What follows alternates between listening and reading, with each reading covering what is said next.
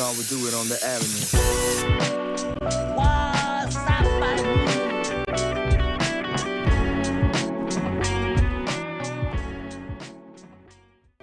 All right. We're back for another episode of SeunevA Lifestyles Podcast. Presents. I always forget to present. What's happening?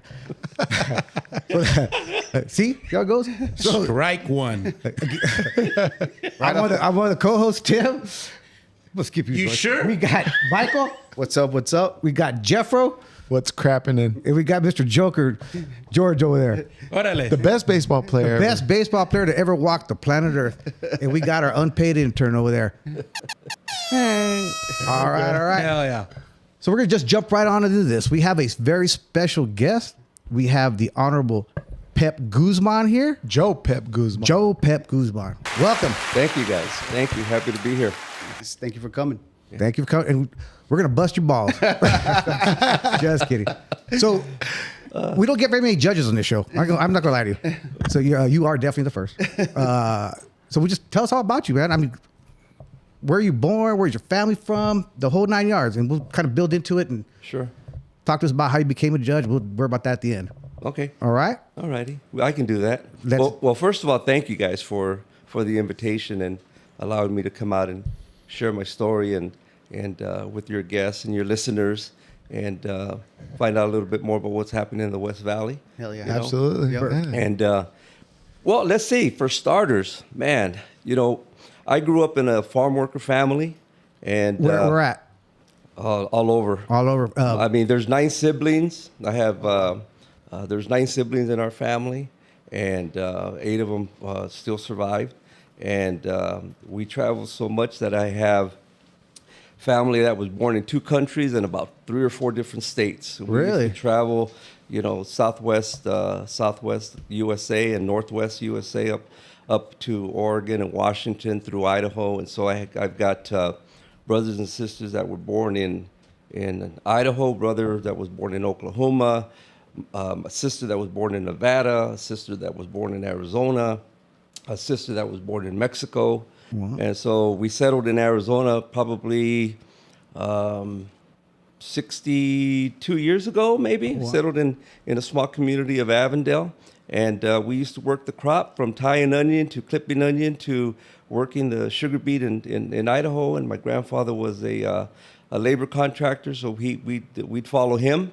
And we'd do a little caravan, through the interstates from here through Nevada up to Idaho and settle in on one of the ranches or farms there and work several months during the summer. And my grandfather would take his crew of men, laborers, and house them, and we'd be there for a few months and enjoy that time as a child. And then we'd come back to Arizona and get back into school.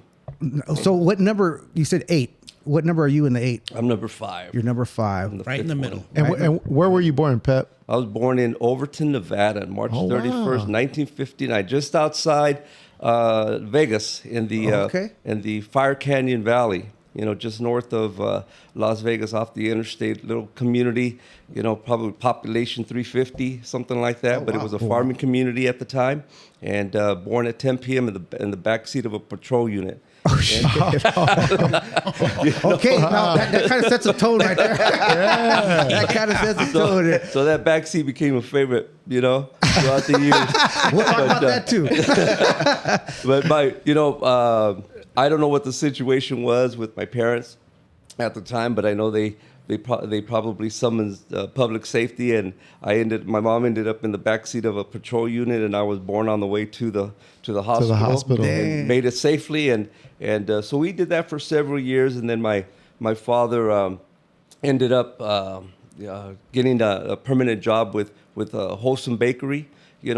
Right here in Phoenix. 7th Avenue in Van Buren. Yep. When it used to be Wholesome Bakery, worked there for years.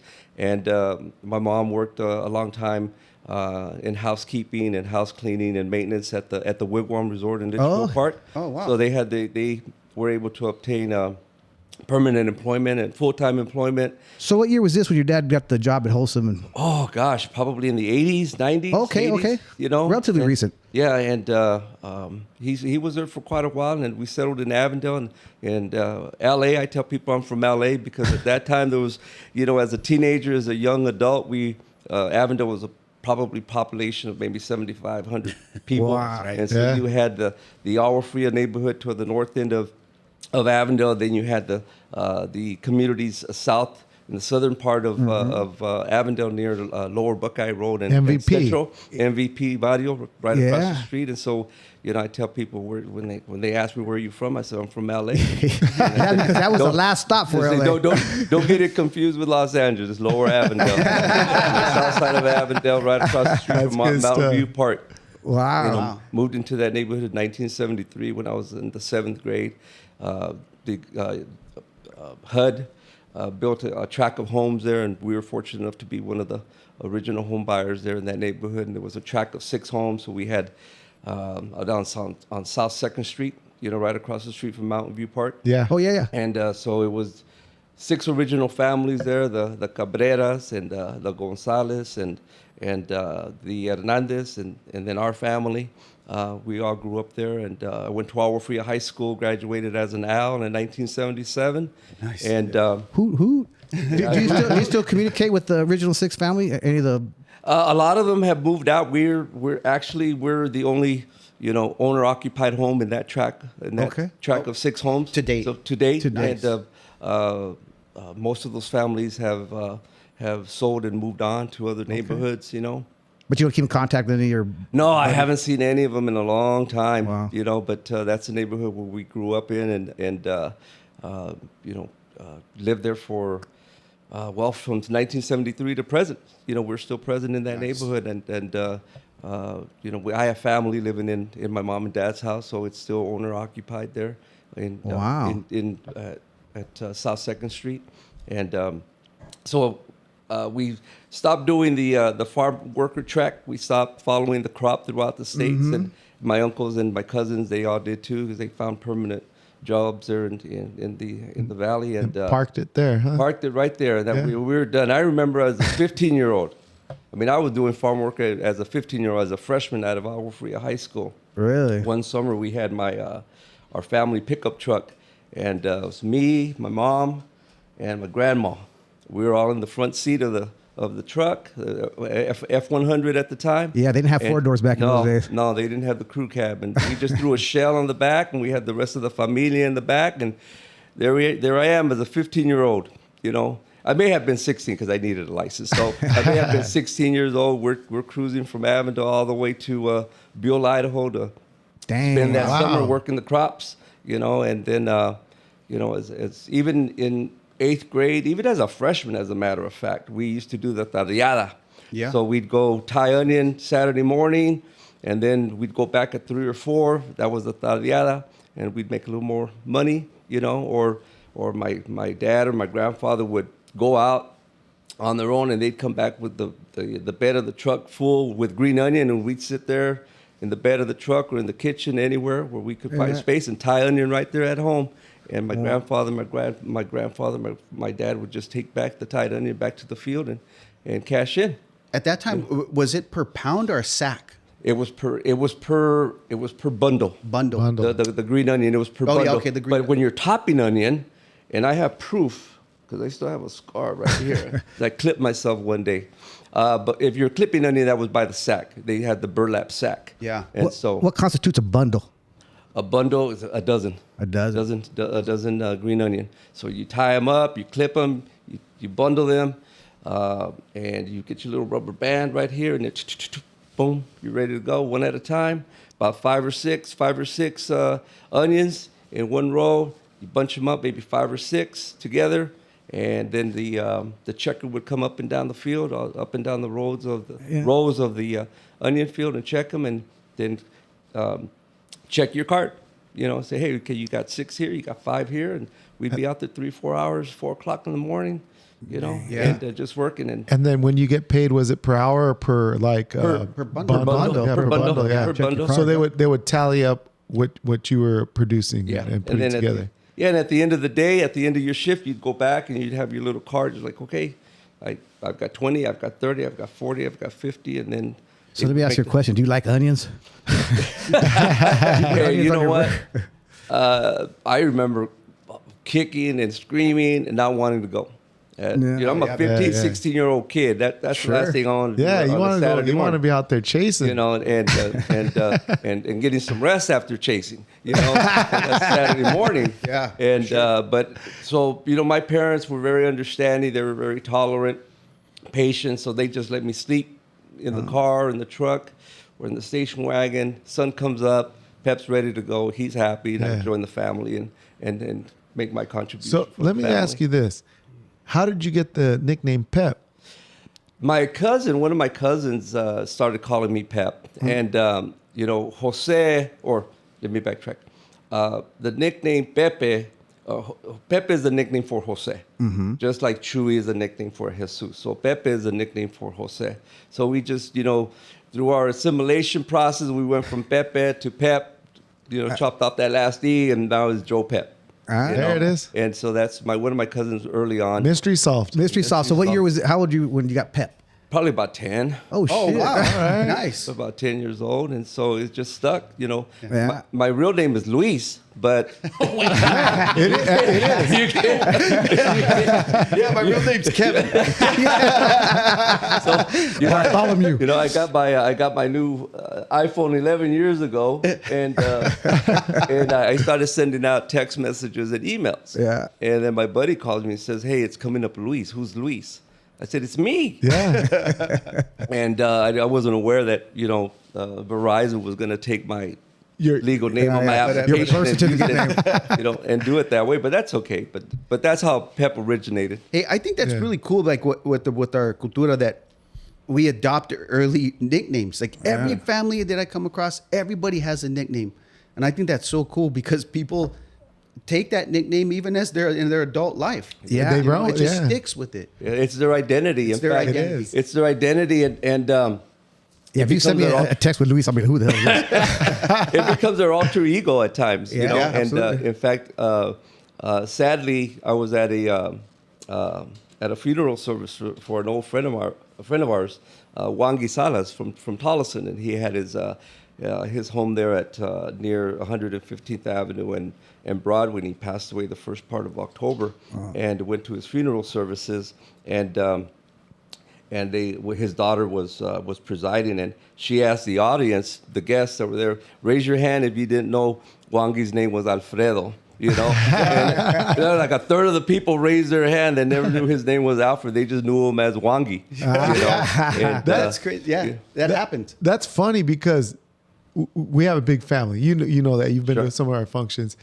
We have relatives, and it's funny because there's family members who are barely like learning their real names other than their nicknames. Yeah. Quick story. Tim's dad has a really good friend. He's passed away. May he rest in peace. His nickname was Cobra. Cobra. And everybody knew him as Cobra. And we had a fight at my house one time. And Boxing match. Yeah. And he asked, "Hey, could you call me a cab?" We were like, "Sure." So I asked my wife. I said, "Hey, could you call Cobra a cab?" She said, "Sure." So she calls and they ask, "Well, what's the gentleman's name?"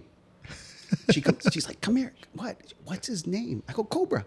and she's like, "No, I need his real name." So I go, "You know what? I don't even know the guy's real name. I just know him as Cobra."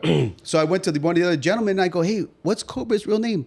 Nobody knew his real name. Yeah. I don't know. I don't know. And it became his identity. It was his identity, right? And it happens with young and old individuals. Sugarman, his family, the Escobar family, grew up in Avondale and born and raised there. But Sugarman was sharing a story with me a few years ago where he that's the only name he ever knew. Right, Sugarman. right. My name is Sugarman. Yeah.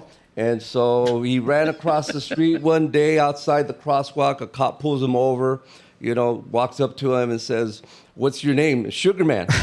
And he goes, "That's not your name. What's your real name?" Kid started crying because he didn't know his real name. He didn't know his real name. He didn't know his real name. You know what? If somebody gives you a nickname, you can't pick your nickname. No. Yeah, usually somebody gives it. Somebody gives it to Yeah, you. yeah. Somebody gives Even it like to the you. unpaid intern has a nickname, and he comes, He has a few of them. I couldn't cut the check. I didn't know his real name. I got a buddy from my neighborhood. I didn't learn his name until I was like 25 years old. And even in school, elementary, all the way through high school, he would write Chavo. Trinidad. That was his last name. I didn't learn until I was like 25 years old. His name's Aurelio. oh wow. That's But nice. even the teachers, principal, everybody called him Chavo. And he wrote on his papers, that essays or whatever. Right. Yeah, I had a buddy from Glendale. He had a kind of a flat, round face, and he had dark bowls, and his nickname was Tortilla Quemada. Dude, that was the most jacked up nickname, dude. Yeah, that's but dude, it nailed him. I get Tortilla Quemada, dude. Like, And baby tooth. yeah, dude. Well, that's not as worse. That's not as bad as unshapely women. Saco de papa. or too much meat on the hook. I like this guy. So, but I grew up with Pepe, and I love it, and I stay with it. And even in my professional That's what I life, was gonna ask, Even yes. in my professional life, You incorporate it. I got my. Your placas is Yeah, bad, we right? moved. Yes, it does. We moved into a new facility years ago, and without me knowing about it, administration was ordered the name plaques Yeah. for everybody. And I walk in on day one, and it says Joseph. And I said, Time I out. said, who I do this? Yeah, who do I ordered need it? to Who talk ordered to? these? Because whoever It's ordered, Luis. whoever That's ordered it Luis. doesn't know me well enough. Okay, but that's okay. They just probably assumed that it was Joseph instead of Jose. But that's a cultural hit right there. so anyway, I got it, Joe Pep, and I'm really happy with that because Yeah. that's your mantra, man. That's your It's your identity. Yeah. that's your identity, and that's how the community knows you and recognizes you, and so you go with it, and you enjoy it, and You embrace it. Yeah, you you embrace it. You live it. And then only certain nicknames people have that only good friends or know that's their nickname, right? Sure. And so it becomes your identity, right? Right. I mean, had I not known Tortilla Quemada, I would have never called him that, dude. You know what I mean? I wouldn't just walk up to the guy and call that. But Yeah.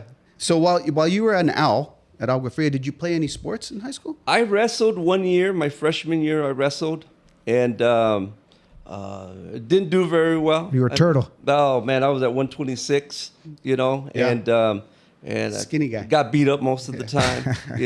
I can't recall a victory or a tie, but that's okay. That all was, that was good. That's all 1973, 74. So I wrestled one season, and probably, the everlasting experience from wrestling my freshman year was just the workout, the intense yeah. workout, Oh, yeah. and the focus, and just the intensity of it, and you're not working out a whole lot, for a long time, I should say, a half hour, an hour, and then you're out there on the mat. Yep. But those drills are intense. Oh, yeah. Yeah. And you can't escape it. There's no slacking. You have to be in it, and or you find yourself on your back. you do. And one of the things that I do regret from high school athletics is I went out for the baseball team, freshman baseball team. Okay. And that's 73, 74 school year, so it was spring of 74. And early 70s, everybody's got long hair. Yep. Yeah. And everyone's sporting long curls and hair down to their shoulders, and I was no different, And so I go out there and we're practicing. Coach comes up to me and says, "Hey, you need to cut your hair." And I said, "What?" He said, "You need to cut your hair to play." No. And I'm thinking, why do I need to cut my hair? How does that affect my ability? Right. My talent. It This, doesn't affect it at all. this is aerodynamics here. Yeah. I don't need a headgear. I don't need a headgear. I need something waving underneath the back of my cap, as I'm stealing second base or something. But I refused to cut my hair, because it was all about Pep at that time. And so I didn't make the team. I got cut. Yeah. And then later I thought, I should have just cut my hair and went out there and played with Sergio and Frank and all the other guys that were on the team at the time that were playing ball. And I'm looking at them on campus, and on game day, I'm thinking, they're playing, I'm not, and why am I not playing? Because you didn't want to cut your hair. That didn't make. You're just brushing your hair like that, looking at them. Yeah. So now I have to go get it styled. I have to go get it styled down. But that was my extent of at high school athletics. And I was at Agua Fria, and I was a C+, C- student. I was just about to ask about your grades. And I was probably one of the sharper tools in the shed, but I didn't allow myself to show it. Yeah. Sure. And I didn't cultivate that in myself. And so my senior year, true story, I thought, you know what? I need to reinvent myself, and I need to dedicate myself to do better in school, because I know I can do it. Mm-hmm. And I have the talent, the ability. I just need to commit myself to that. So and you thought that to yourself. I thought that to myself. And that's great, because a lot of people at that age don't. Yeah. They don't. I thought that to myself, and so one semester I said, you know what, I'm going to make honor roll this semester. So I'm going to make honor roll. So, at that time, you go to your classes, from the morning class to your last class in the afternoon, and you're picking up your grade. Mm-hmm. And, they had a little matrix, so I knew what I had to grade out at in each class to make honor roll. Correct. An A is going to give me 5 points, a B is going to give me 4 points, whatever. You're doing the calculation, because they give you that information beforehand. At least they did at that time. And so at the end of the day, it's like my PE class is next. And all I need is like 2 points. You get one for cutting your hair. I need at least, a B, which is going to give me 2 points. That's going to put me over the top. I'm going to be on a roll. And I'm walking to PE like, it's in the bag, man. I got this. Yeah. I got this. High school PE. How could you get a C or a D in there, right? Michael got one. So I came out of there, I got a C. What? I got a C in PE. Your hair was Your hair was in the way. Man, so I was 1 point short of making the honor roll. And I thought, and later someone said, well, didn't you go back and lobby, to talk to the PE instructor? It didn't occur to me at the time. Probably I should have been more of an advocate, for yourself, for myself at that time, but I wasn't. And so I lived with that, but that was okay. Because I'm thinking, at that taught me a lesson. That taught me a lesson. It's like even the easier things in life, or the things that come to you easier in life, or natural, or natural to you, right. you still need to work hard at it. Yeah, sure. You still need to work hard at it. You got to put forth the effort, and not take it for granted. Right. Because no one's going to give you anything. And that was the lesson that I learned.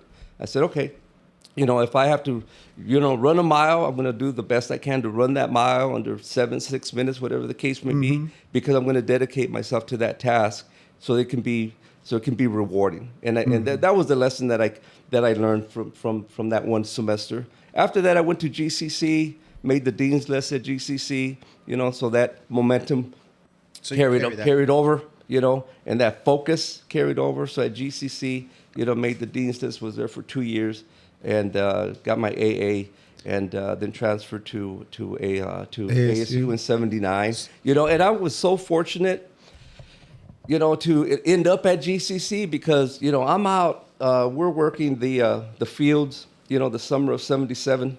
So you guys are still doing the onions? We're still doing the farm work. Oh yeah, because you said 80 or something. Yeah, we're still doing the farm work. In '77, and I'm out there with my mom and some of my siblings, and we're out there. I'm not sure exactly what crop we were working on that summer of '77, but I ran into a couple of guys. I met a couple of guys out on the field. Raul Ortiz from Cashin specifically. And so he introduced me to some of his friends that had just graduated from Tolleson High School, Wolverines. Furman Fierro and a couple other guys, Curtis Covert, specifically. So the four of us ended up running around that summer, Curtis Covert, Furman Fierro, Raul Ortiz, and myself. And so it was getting close to the fall semester of '77. And so we're all joking around, what are you going to do? What are you going to do? You're going to go work full-time? You're going to get your own apartment? What are you going to do? What's the next move?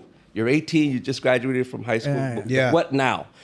And we all started, well, I heard they're registering students at GCC next week, and we're all laughing about it. So like, is there a lot of women there? Holla. Holla. There was got to be at least 50% student population female. I said, well, let's go check it out. So we all went, and we're giggling like a bunch of little 10-year-olds. You know, we're looking around, taking in the scene, and walking around the registration tables. And what class are you going to take? I don't know. Well, what type of class are you going to take? I don't know. You know, it's just like, well, let's just take like math and English. You know, we'll take a math class, an English class, and No PE? a science class, and a PE. Was there weeding? And so we ended up enrolling at GCC, and at that time, our tuition for full-time students like $72. Dang. $72. Holla. You know, Really? and so that And that's with a full load, 12 units. full 12 load, credits, full yeah. load, $72. You know, $72. And contrast that to my last semester of college at ASU College of Law. But it was a great experience because at that time Jose Mendoza was running the Chicano Services Office on the campus. My of mom GCC. worked in there. Did she? Yeah, she I mean, did. you walk in, it's a big old sign, Chicano Services, and I'm thinking, Yeah. whoa, we're taking this to another level now. I mean, this is like cultural awareness. We're a staple in this, you know, institution of academia. Right, And we yeah. got a specific individual that's there to service this specific population. And I met a lot of wonderful people from. He was there for years. He was there dude. for a long time, and we met his brother Henry Mendoza, that was also a student. He went on to teach at the Peoria Elementary School District. But they had students from all the West Valley high schools, from El Mirage to Dysart to Agua Fria, Tolleson. And the only sad thing about that experience was what happened after we all graduated. And that was only a small percentage of us moved on to a four-year university, you know, because that experience at ASU was totally different from my absolutely. The junior experience at college. GCC, Absolutely, because I'm looking around and, you know, any typical day at GCC, there'd be 40, 50, 60 Chicanos hanging out. I go at ASU, it's like it dwindled to 5, 10. Right. I think. Yeah. Now I'm looking for my gente, you know, on the campus of ASU. You know. I bet. Hey, I tell you what. Hold the ASU thought. We're gonna take a quick break. And we'll come back. We'll pick up on ASU. You're transferred to ASU, right? Yep. But you're looking for your gente. All right. You got it.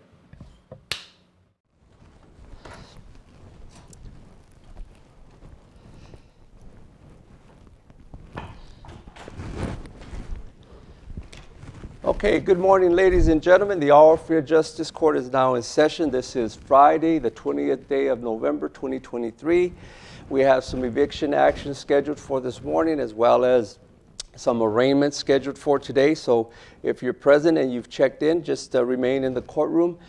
Please identify yourself once your name is called, and then we'll begin with the court calendar. For those of you that are on the phone, remain on the line. Make sure that you're in a quiet area. Please identify yourself once your name is called. Once again, it is the 20th day of November 2023. Judge Guzman presiding. Okay, so for the first matter we have today is the state of Arizona versus John Gonzalez. So, Mr. John Gonzalez, if you now it is we're open from 8 to 5 Monday through Friday, but we're not in session, you know, from 8 in the morning to 5 in the afternoon. So the court calendar will vary, and the court calendar is a daily listing of the types of hearings that are scheduled for that day. So I preside over a various number of cases, whether it's a civil lawsuit, whether it's an eviction, whether it's a small claims, whether it's a traffic matter, whether it's a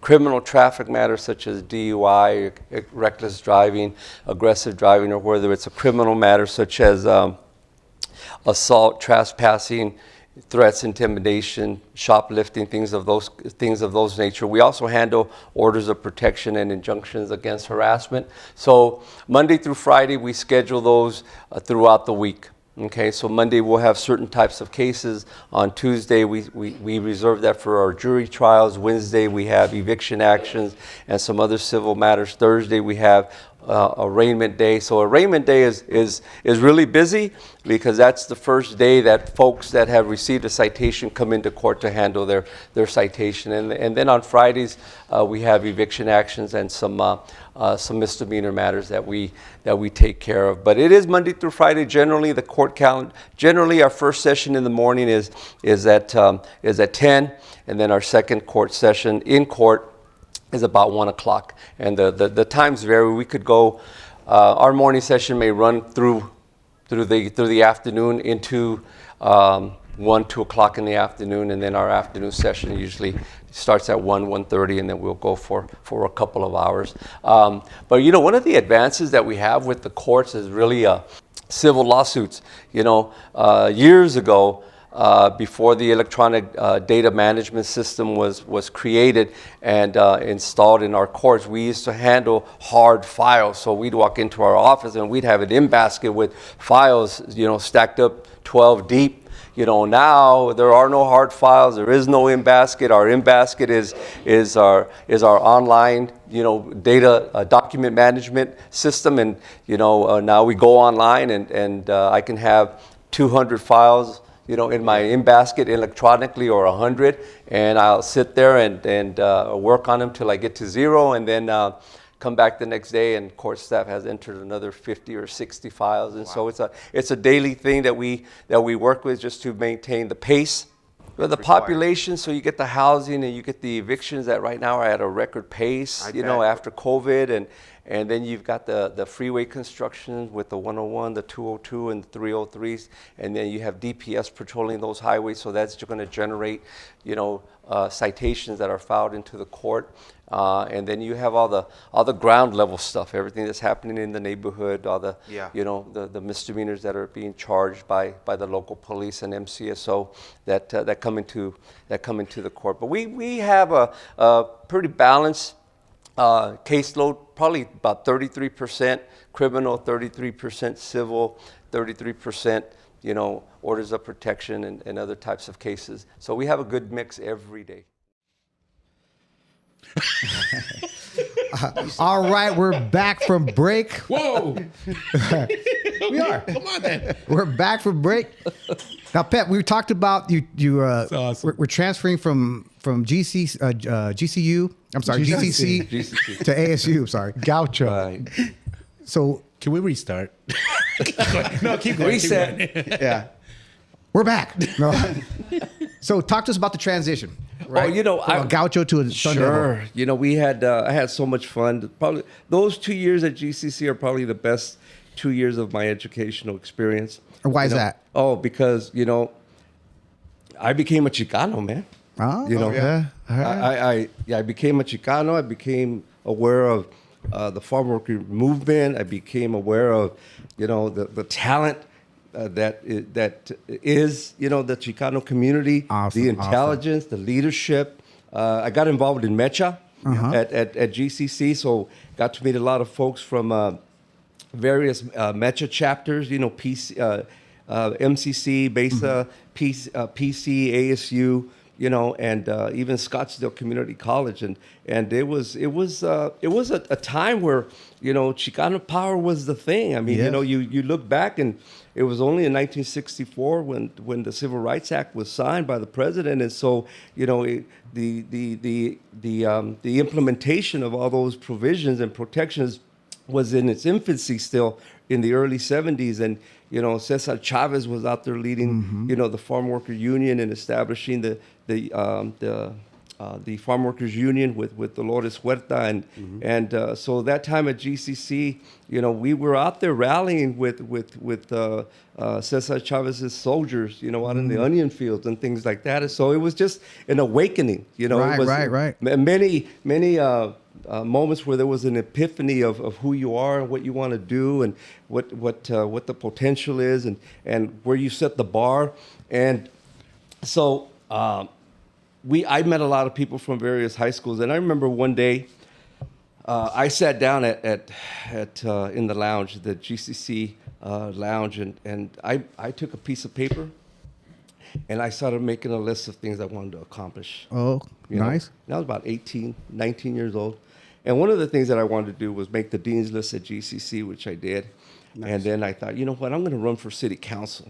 You know, when I'm done, once I get my bachelor's degree, I want to run for city council in the city of Avondale because, you know, what I'm learning on the campus, you know, being active on campus and with Mecha, you know, I took that and I'm saying, okay, so let me look at what I'm doing on campus and what I'm learning, and through that same lens, let me find out what's happening in my community. Where is the leadership in my community? Okay, and you know, in 74, 75, Ernie Garcia became the first Chicano mayor of Avondale, and he led a boycott at Agua Fria High School because of a lack of Chicano and minority teachers. Wow. So we took advantage of that, and we ditched one day, and we extended it to another day, another. And we're still striking. And we're not satisfied. And then I moved on to ASU, and you know, I made the dean's list at like I said a couple of times already at GCC. But then at that moment, I'm thinking, okay, what do you do now? You know, it's time to move on from GCC. So you're looking in the mirror. I'm looking at the mirror, and I'm thinking, you know what? You found something that you're good at, okay? You're doing well academically. You're still with mom and dad. It's an easy choice to make, transfer to ASU. So I took my 64 credits, transferred to ASU, enrolled, and got involved with the ASU Mecha Club at that time, met some beautiful people. You know, I had met Ben Miranda, the attorney, may he rest in heaven. I met him while I was a senior at Agua Fria. He came over to speak to us in Mr.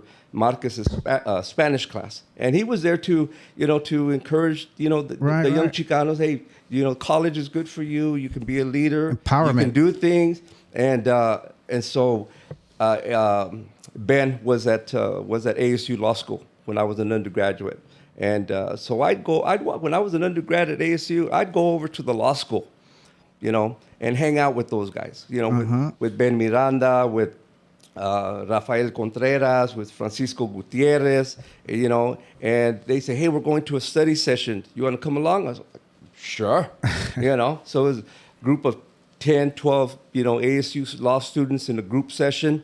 All Chicanos? All Chicanos, man, all Chicanos. And so I'm there, and I'm just sitting there listening. That's got to be moving. Taking it in, and I'm thinking, oh, this is pretty cool. You know? Absolutely. I leave the building, you know, it's at Armstrong Hall. That was the site of the College of Law at ASU. And then I'd walk back to the main campus, and I'm thinking, man, I feel like I just left something that's a little bit better than where I'm at. I said, but you know what? Check that. You know, I need to get my 4-year degree. I did.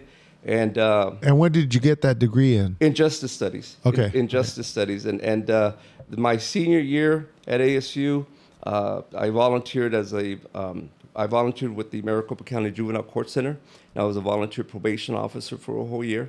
I worked this area. Really? And I worked as a volunteer probation officer. Then after I graduated from ASU in '81, then I got a job with the Juvenile Court, and worked in the detention center for about 18 months. And that was a killer because I'm like 21, 22, and I'm working 11 to 7.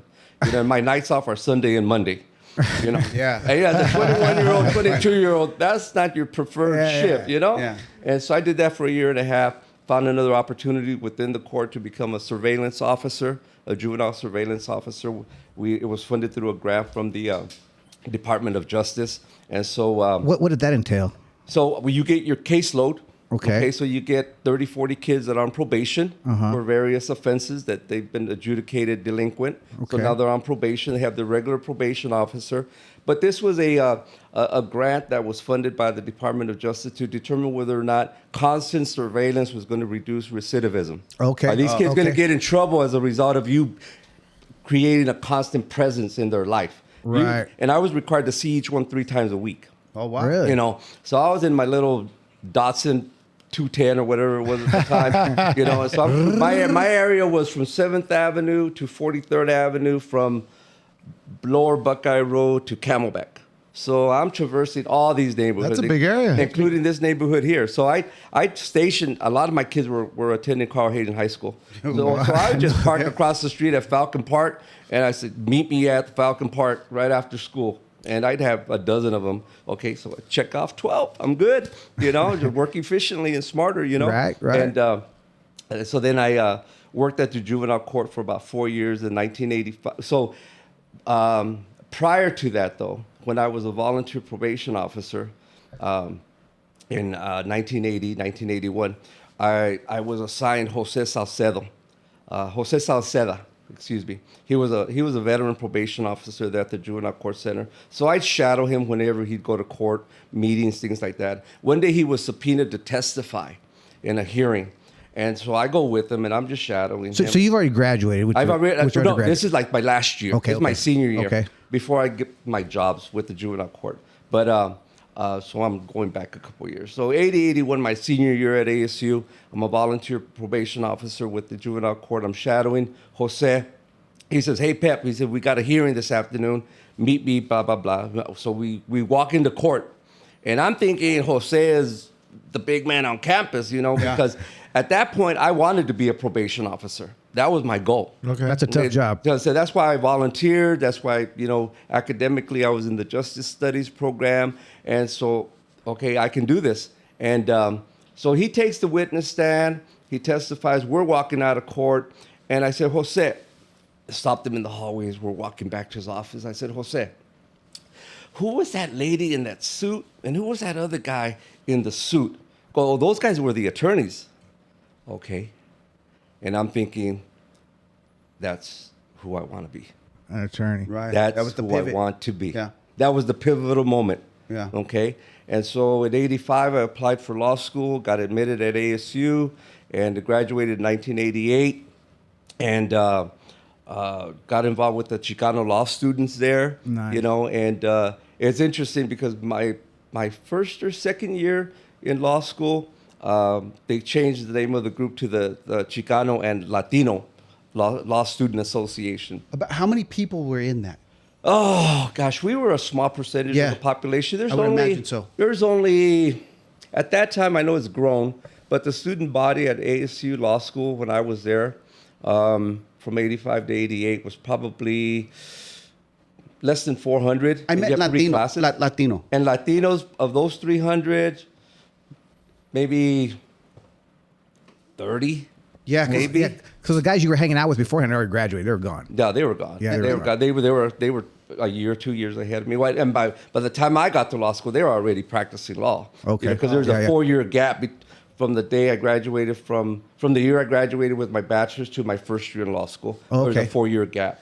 And I ask because that's what I find admirable about your story is that you did it at a time when most people of color were not doing that. No. The percentage was low. The Yeah. percentage was low, and Even going to college, the percentage was low. well, it was, and it was affordable at the time. Yeah. So it was like, why not go? Right. I mean, student aid was available, and let's rewind a little bit. Sure. I'm sitting in my counselor's office, my senior year in high school. Okay. Mr. Duffy, Mr. Dummy. Okay. So I walk in with a packet of information because I want to apply for a Pell Grant. Yeah. So I do my own research, and I said, "Oh, there's grant money out There's there. free money out there. To fund your college education. I need one of those." So I picked up the Pell Grant, and I'm flipping through the packet, and I'm filling it out. And at a couple moments, a couple different times, I come across a word, and I didn't know the definition of this word. Okay. And I'm thinking, I need help. Right. I need help with this. So I set up an appointment with my counselor, and I walk in there, and I tell him what I need. And he looks at me, he says, "I got something for you." I said, "What is that?" He says, "When your grades aren't very good, Because you were a C+.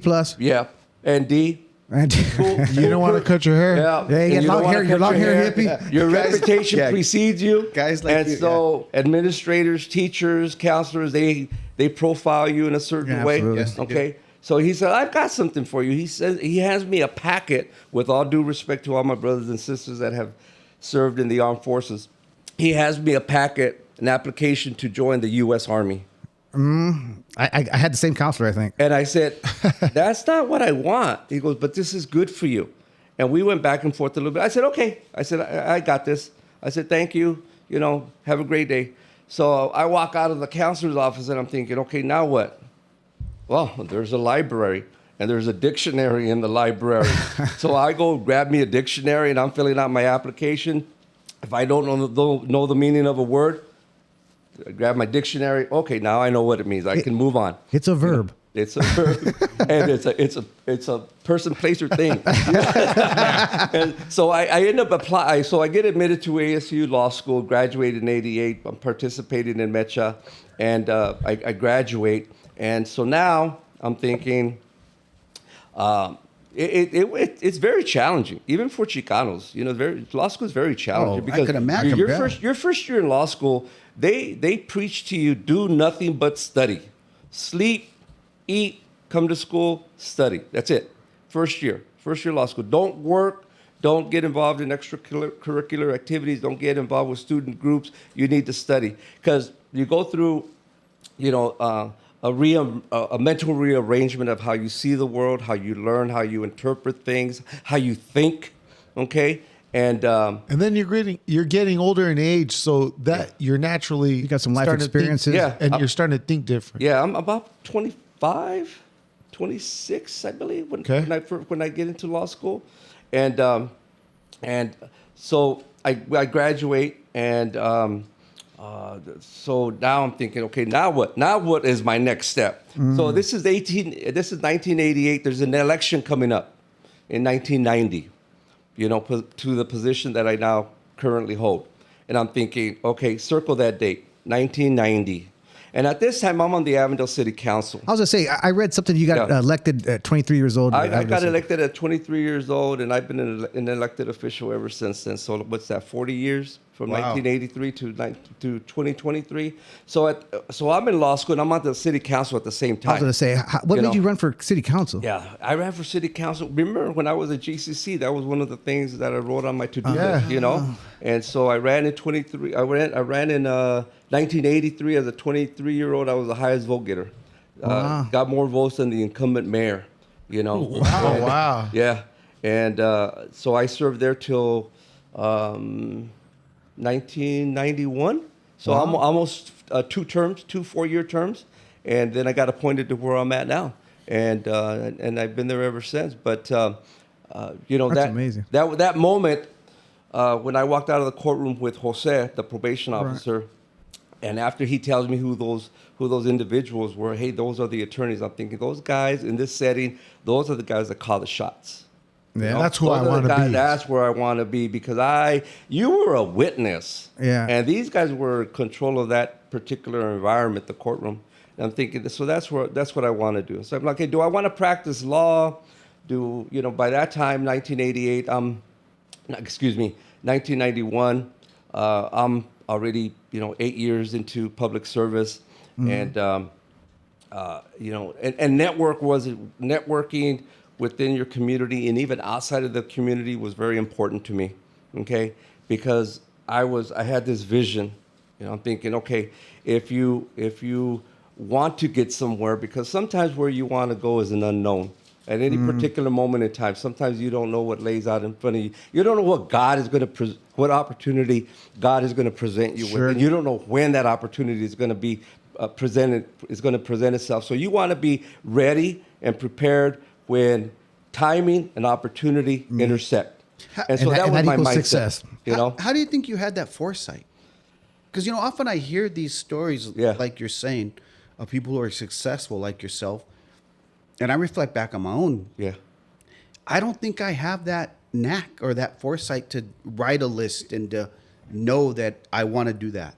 How did you find And then also to piggyback on that, I've been approached with plenty of opportunities, and then I've never known when to strike on that opportunity too. But anyway, go back to that.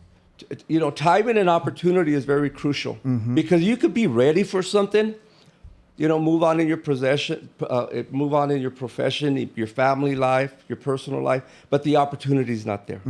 Okay, the timing's not right. The opportunity may present itself, but you're not prepared. Right. Right. Okay.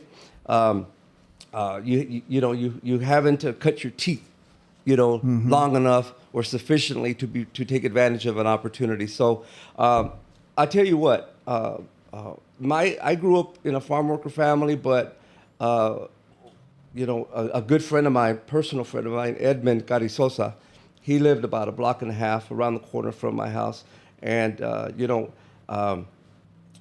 he comes by my house one day. He's driving by, and I'm in the backyard. Actually, I'm in the backyard because at that time the property that my parents. Oh shit! Oh, Cut. Cut. Sorry. What happened there? Something cut loose.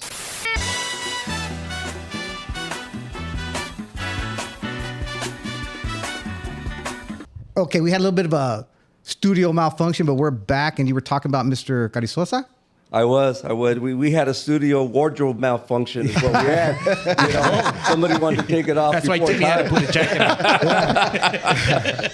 It was premature studio stripping or something. That Janet Jackson malfunction. Missed the internet. Yeah, it's just going back to what we were talking about earlier. You asked, what is it about people? What was it about you that was innate in a sense that compelled you to look forward and create a vision of yourself? I think all that comes back to each individual, embracing self-realization. Who are you? Do you love yourself? What do you want to make out of your life? Do you want to take care of yourself? Do you want to take care of your family? How do you envision your future? Not next year, 10 years, but throughout the longevity of your life, the long haul. And I think that I believe I had that gift. I was just blessed with that gift, and I thank God for it every day. At GCC I was able to sit down and write down a couple of things goals that I wanted to achieve. And when I was a chavalito, I was probably 10 years old. So that would put me at what, 4th grade, 5th grade, something like that, 5th grade. I'm at home. And with my parents and my brothers and sisters, obviously. And the property that we lived on at the time stretched one block from 2nd Street to 3rd Street.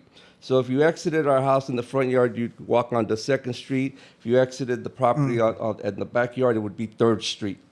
So I'm in the backyard playing around, and my buddy Edmund Carizosa drives by with his family, and he sees me out there playing, and he flags me down, and he says, "Hey, I'm going to the Wigwam."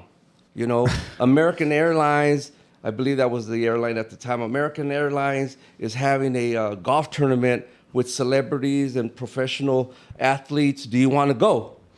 And you were 10? I was 10. They didn't let Chicanos in the wigwam. Hey, but you know what? They did to cut the grass, cook the food. But that was a separate entrance and exit. Exactly. And so at that time, that was an enlightening moment because I didn't know what I was getting into. It was an opportunity that was presented to me. And so I run in, my mom and dad say, "Yeah, go ahead, go." So I go, and we met Willie Mays. Wow. We met Bubba Smith. Wow. We met Joe Torre. We met Mickey Mantle. Oh, we met Roman Gabriel. Just professional athletes that were out there. And people are collecting autographs. So we just get a scratch piece of paper. I borrow something from Edmund. It's like, okay, here we go. Here we go. And I'm just a child. I'm 10 years old. So that was my first exposure to professional athletes and chasing that autograph, which I still do today. But that's where the seed was planted. Please tell me you have those autographs still. Probably somewhere. I don't know. I probably lost them. Dude, he has so much sports memorabilia. Anyway, that's another story. And so I bring up Edmund because he takes me on that trip, and while we're in class, we're classmates. We're peers, so we're in the same grade together. 5th, 6th grade at Laddie Core School in Avondale. He and I we were pals. We'd run around together all the time. He lived around the corner from me. We'd do sleepovers and things like that. So we'd play games. And we'd get a pair of dice and say, okay, we'd roll the dice, and we'd play a baseball, table baseball. So he diagrammed the baseball diamond and the position players, the pitcher, and he says, okay, Pep, this is how we play this game. You roll the dice, you get a 1, you get a single. Okay. 2, you get a double. 3, you get a triple. 4, you get a home run. And you roll a 7, it's an out, blah, blah, blah. So we're playing, we're in the library and we're playing. And he says, okay, so this is your lineup. And he's introducing me to players I had never heard of. And so how did he come across the wigwam, this thing? You know, because he was an athlete. Okay. You know, and you've met Edmund, Jeff. And so he was an athlete, and he'd always play baseball. And so he's schooling me on all these professional, you know, athletes. He says, hey, Joe Pepitone, Joe Pepitone is going to be your player because you're Pep. And Joe Pepitone used to play with the New York Yankees. Yes. So at that moment, then, you know, we fast forward to 1988. I'm graduating from law school. You know, I'm 28 years old, going on 29, and you know, now I'm back to, you know, the point where what am I going to do now? You know, and Edmund taught me that important lesson of you know, he introduced me to a new world. Because my lifestyle at that time, you know, my parents weren't very social. They weren't leaders in the community. They weren't, you know, in the social limelight. They weren't community leaders or anything like that. I spent very little time with my dad. I mean, I almost have no memories of, you know, going to a picnic or the movies or vacation, playing you know, catch with my dad or anything like that. Yeah. Oh no, you know, it was work, home, and so I don't have any of those memories. So so Edmund exposed me to a new world, so to speak. You know, and I saw other men that weren't like my dad. Sure. You know, and so that taught me a good lesson, a good life lesson, is that there's more out there in the real world than what you're exposed to at home in your nuclear family. And so that was my platform. That was my takeoff. So for the rest of my life after that, it's like, okay, you need to go. You know, I'm at GCC and say, hey, Pep, we're going to PC. There's a big match of me. Let's go. Hey, Pep, there's this class over here that can teach. Let's go. Let's sign up. So I'm venturing out and exploring the world and taking in experiences because I don't know what that's going to teach me. Right. And I don't know what opportunity that might create for me. And that's been my attitude. The outside world is educational, man. And I mean, you had an appetite for that. You know, and I tell young people, I said, you know, go out for sports at school, get involved in clubs, you know, do something, get involved in the community because you never know who you're going to meet, what you're going to learn, what opportunity may create itself. And that may just jumpstart your academic career, your professional career. You never know. You never know. And so I'm graduating from ASU Law School, and now I'm at a crossroads because I know the elected position that I want and that I've been thinking about for the last 3 years. You know, when I first started in law school, I know there's going to be an open seat in 1990. Right. I'm thinking, okay, so I need to plan because I've already been an elected official for almost 8 years. And so I gather a group of people that I respect. You know, we have a big meeting. There's about 10 or 12 of them. I call them up and say, hey, this is what we're going to do. And so I show up at the meeting. Everybody's there, which was a good sign, right? And I said, I laid out my plan. I said, look, I'm not going to run for a higher office. I'm not going to run for the state legislature. I'm not going to run for Congress. I'm not going to run for, you know, county board of supervisor or anything. This is the position that you want. That I want. My eyes are on this position, not only because it's in the neighborhood and it serves the community, but it's an elected position, so I can still go out and campaign and meet people and network, and then it still keeps me in the legal profession. Okay, so it's the best of both worlds. Okay, so we meet in 1990. We meet at Raul and Teresa's restaurant back when Raul Chaires had it, and I laid out my plan. About an hour and a half later, they all tell me collectively, "We don't think you're ready." Oh shit! Your team. Oh my team. Gosh. And so I thought, you know, these are people that you trust. These are people that you respect. Value their opinion. I value their opinion. You brought them here to kind of give you some guidance and give you that outside looking in perspective on where you're going, what your trajectory is. You have to respect that. Sure. Because if you don't respect it and accept it, then why go through the process? Right. Okay? Why waste their time? Okay. And they're going to walk away thinking he got us here, listen to our opinion, just so that he could go out and make his own decision with no deference to what we had to say. So I took their opinion to heart. I said, okay, I won't run. So why did they say you weren't ready? My youth, you know, my age. I was 28, you know, at the time, 28, 29. Despite the fact you had already served in the city council at 23. Exactly. And so, you know, my age and then just my experience in the legal profession, you know, because I hadn't done anything in the legal profession at that point. I just graduated from law school. You know, I'm getting ready for the next move. And I think, I'm not going to practice law. That's the position I want to go. So guess what? You know, a friend of mine calls me up and says, the woman I'm dating is the lead person at Isaac School District that assigns substitutes when teachers call out, and she's the person they call, and she's the person that reaches out to her pool of substitutes. Do you want to work? And at that time, between 88 and 91, I thought, you know, sure, I'll do that. So I was teaching here at Butler. Oh, wow. You know, I was teaching here at Butler, right across the street from here, taught a class, and they called me several times, and then the young lady calls me one day and says, in fact, I just ran into her about a month ago, but her name escapes me. Anyhow, she calls me and says, hey, look, one of our teachers is out sick indefinitely, so we need someone to take that class. Do you mind taking it? And I said, no, I'll do that. I'm like, okay, it's a gig Monday through Friday. Okay, I can do that. So I did that for the rest of the semester here at Butler. Wow. And then I did some freelance legal research and writing for a couple of law firms here in town for, you know, Antonio Bustamante and Francisco Gutierrez and Rafael Contreras, the same guys that I was Back then, that I was visiting with in law school, you know. And I did that till 1991, and then the presiding judge at that point, he got involved in that ass scam, the bribery scandal, you know, an ass scam that Bobby Raymond and the judge that was there, Stump, he got involved in that, and a handful of other legislators, you know, and they just rounded them up, you know, and so he had to resign. So he resigned in January, February of 1991. Okay, he had just been reelected in 1990. A year after they told you weren't ready. Yeah.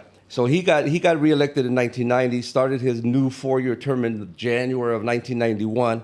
A month or so later, he has to resign because he gets involved in this ass scam. They're videotaping him undercover. He says, yeah, I'll dismiss tickets for X amount of dollars, and things like ticket fixing and things like that. And so they had it all under videotape, and it's all over the news. So he ends up resigning. So I'm thinking, okay, now my interest in this has, you know, resurfaced. I'm going to find 12 new people. The game plan has changed now. Yeah, absolutely. Okay, this was an unforeseen situation. Now how do we attack it?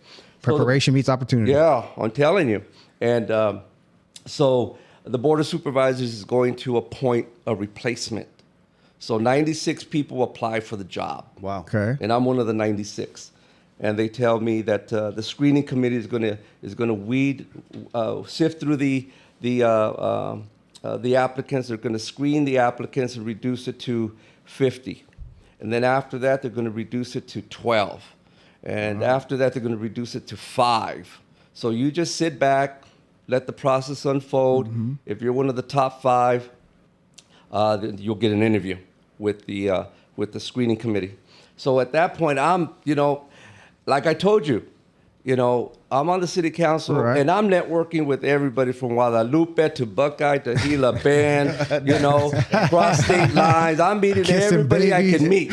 You know, I'm in a parade at the Fiesta in El Mirage in Guadalupe.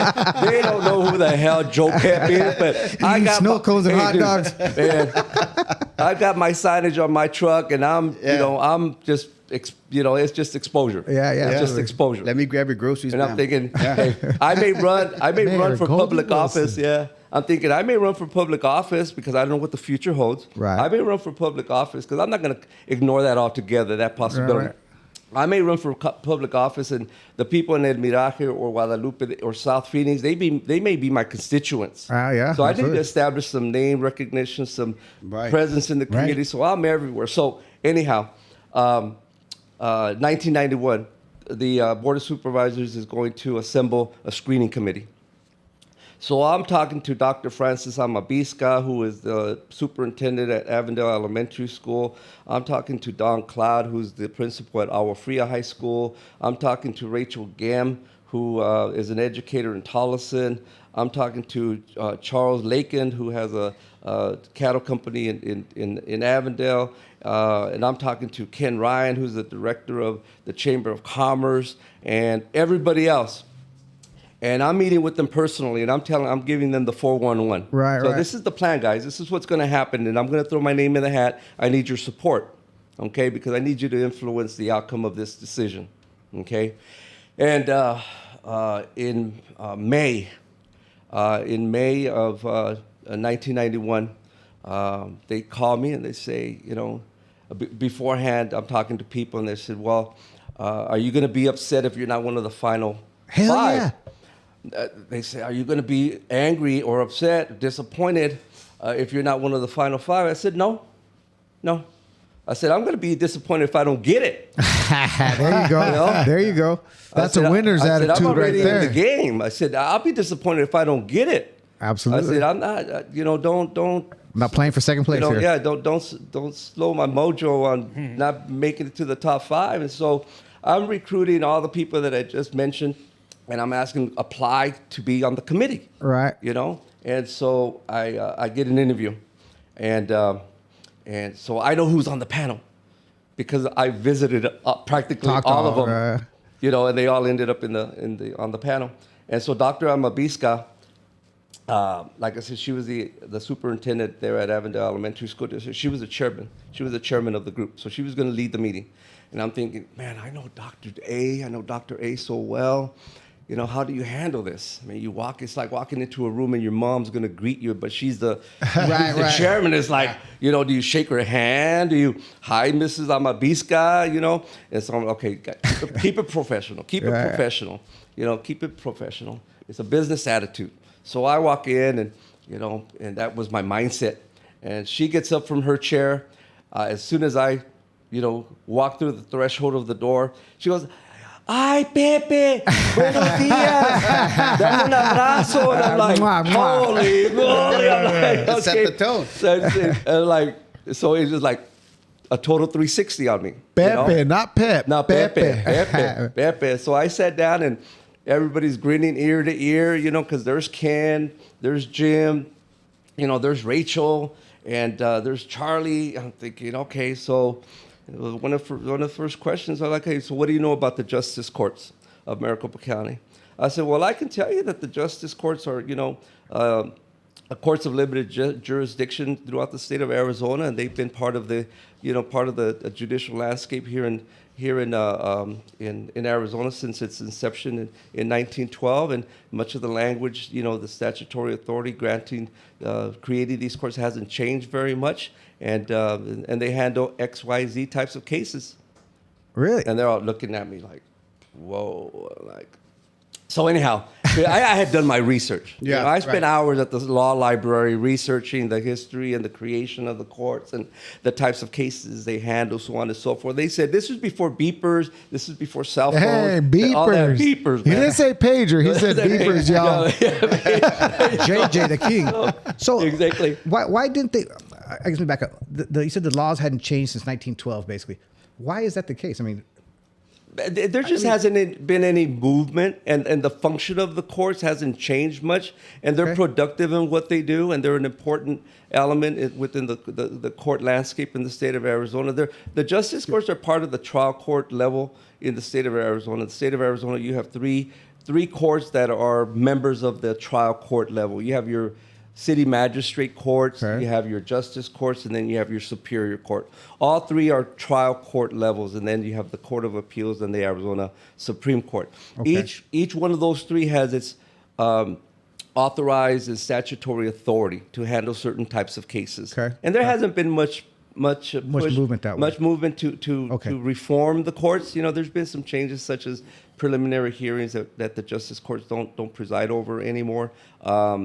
Some of the cases that the justice courts used to hear in regards to juvenile cases as designated juvenile hearing officers, those have been moved on and become exclusive with the juvenile court. But other than that, not much has changed. okay, I guess I understand how that worked. And so they say, hey, we've done the interviews. We're going to call the person that we've selected. I'm talking to Carol Carpenter at the time, because Carol Carpenter was a Democrat representing Northwest Maricopa County, the Sun City, Gila Bend area, and Ed Pastor at the time was covering representing most of the Southwest Valley, and I knew both of them well, and I called them personally. I said, hey, I'm going to put my name in and for recommendation, just FYI. And so Carol calls me and says, hey, you're one of the top 5. Confirm your home phone number, because this was before cell phones. You want my beeper? Yeah. Hey, Dr. J, we're paging you. Dr. J, we're paging you. And so she said, leave your phone on. We're going to call you early in the morning to let you know if you've been selected, because we want you to make the meeting at 9 that day. And that same morning is the morning that Ed Pastor resigned his seat as a member of the Board of Supervisors to run for Congress. The seat that Mo Udall had vacated. What's the name? I haven't heard. So we were out the night before, and you're 28, 29 years old, so you're doing 28, 29-year-old things. Oh, you were out. We're out and about. So I lived with my parents at the time. You were Pep. You were in Joe. No. I was getting You're Pep Pepe. on or You're something. Pepe. Yeah. And so I lived with my parents at the time, so you don't want the phone ringing at midnight, 1 o'clock in the morning, Not in those times. So I would put it on silent, so if anybody decided to call late at night, it bothered my body. It wouldn't wake my Silent means unplugging. Yeah, it wouldn't awaken my mom and dad. Sure. And so I get up that morning and I'm thinking, oh my goodness, wait a minute, what time is it? And I rush to the kitchen and I plug the phone in. A minute later, ring, ring. Hey, we've been trying to get a hold of you. No. You've been selected. You need to be here by 9. It was like 8:15. Walk around the corner with the cord. So I'm like, okay, I'll be right there. So I get ready and I make it to, the Board of Supervisors auditorium there on 2nd Avenue in Washington, and I'm making it time for the ceremony, and I'm on the agenda, and I'm announced as the next judge for the Agua Fria Justice Court. That's nice. awesome. Congratulations. So did you accept the position hungover? A little bit. That's when you go back to Raúl and Teresa to get the menudo. I was still feeling the effect. That reminds me of the story of he was the manager for the White Sox. What was his name? Tony La Russa? Or for the Chicago White Sox. The curly haired dude? Yeah. was that Latino? Yeah, what was his name? He was the first one to win a World Series with them. Oh hell, I don't know, I don't man. know, I think he was a corajudo kind of. Dude, anyway, check out that story. It's similar to that. Anyway, carry on. Okay. You're gonna tell it. No, I don't want to tell it. I don't want to tell it because we don't have so much time. You know what I mean? So now you have the We got all position. the time. Yeah, now you're crudo accepting the position. Yeah, May 6, 1991. Damn, I got the position that day, and then May 20th, 2021. May 20th, 1991 was my first day on the job. Wow. And I was truly blessed that day for that process, and God took care of me. And You didn't wake your parents up? No. And I was on the front page of La Prensa Hispana, Oh, things nice. like that. Yeah. My oath of office, And at that time, the laws have changed since then. But at that time, if you were appointed to serve the remainder of a term, whether it's 2 years or 4 years, you didn't have to seek re-election during the next election cycle. it just rolled over. Okay, so you were granted the full term that you came into. Well, I started 5 months into the first year of a 4-year term. Right. So I Timing was great. so man, I was like Clarence Thomas. I got a job for life almost, man. Yeah. So I got 3.5 years guaranteed. Wait, you compared yourself to Clarence Thomas? I said I was like that in terms of how long I would have a job. Well, you know what? He He got in trouble. He got in trouble. Anita Hill. No, nobody has ever offered me a trip on a yacht or The anything Coca-Cola like that. can and all that. Do you know Anita Hill? I've heard of Anita. So when you become a judge, do they give you your gown and gavel, or you got to buy that yourself? No, you get your gown and your robe, robe and your gavel. In fact, I just ordered a couple more a few months ago, and those things are expensive. I bet they They're are. almost Yeah. $400 gowns? Is it each. Gucci? For your Louis robe. Vuitton? What is it? So when you're first appointed, your placa, does it have Pep on it? It has Pep. It has Joe Hell Pep. yeah. Right on. Nice. And I started, and Richard Ortiz, who was a former judge at the Flagstaff Justice Court, because that's where he grew up. He was an Army veteran. May he rest in heaven. I started on May 20th. He was going to be my mentor for 2 weeks. So I was going to shadow him, and then after 2 weeks, I was going to be on my own. And so Friday of the first week, we're talking. And I said, "Okay, Dick." I said, "I'll see you Monday morning." You know, he goes, "No, you won't." I said, "Well, you're scheduled for 2 weeks." I said, "You're supposed to be here for the next week." He goes, "No." He said, "Why are you not coming in?" He says, "You got this. You're ready to fly on your own." Nice. And I said, "You think so?" And he goes, "Yeah, I know." I rest my case. And So what was your first case?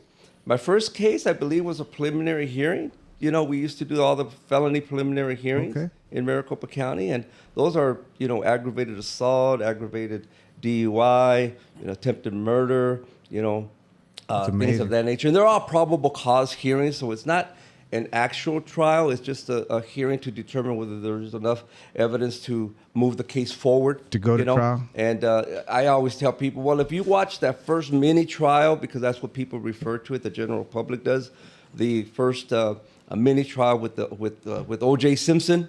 Remember, they had a week or 2 week preliminary hearing.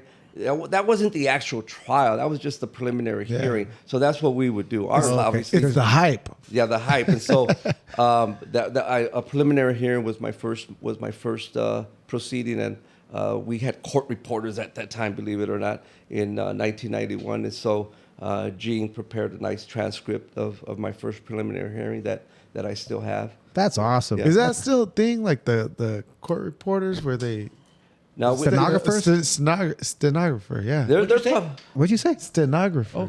Yeah, I think they're still out there, but I think they're in the unemployment line because technology has advanced so much that it's all audio visual. Correct. Audio video, and our court is equipped with audio video equipment where you don't need a transcript because everything's being videoed and everything videotaped and recorded. Is there specific boundaries you preside over? And There's 26. There are 26 justice courts in Maricopa County, and each one of the 26 courts serves a geographical area. Okay. And my area, we went from being named Tolleson to Agua Fria, and we serve the geographical area generally from 67th Avenue on the east side to Litchfield Road on the west, to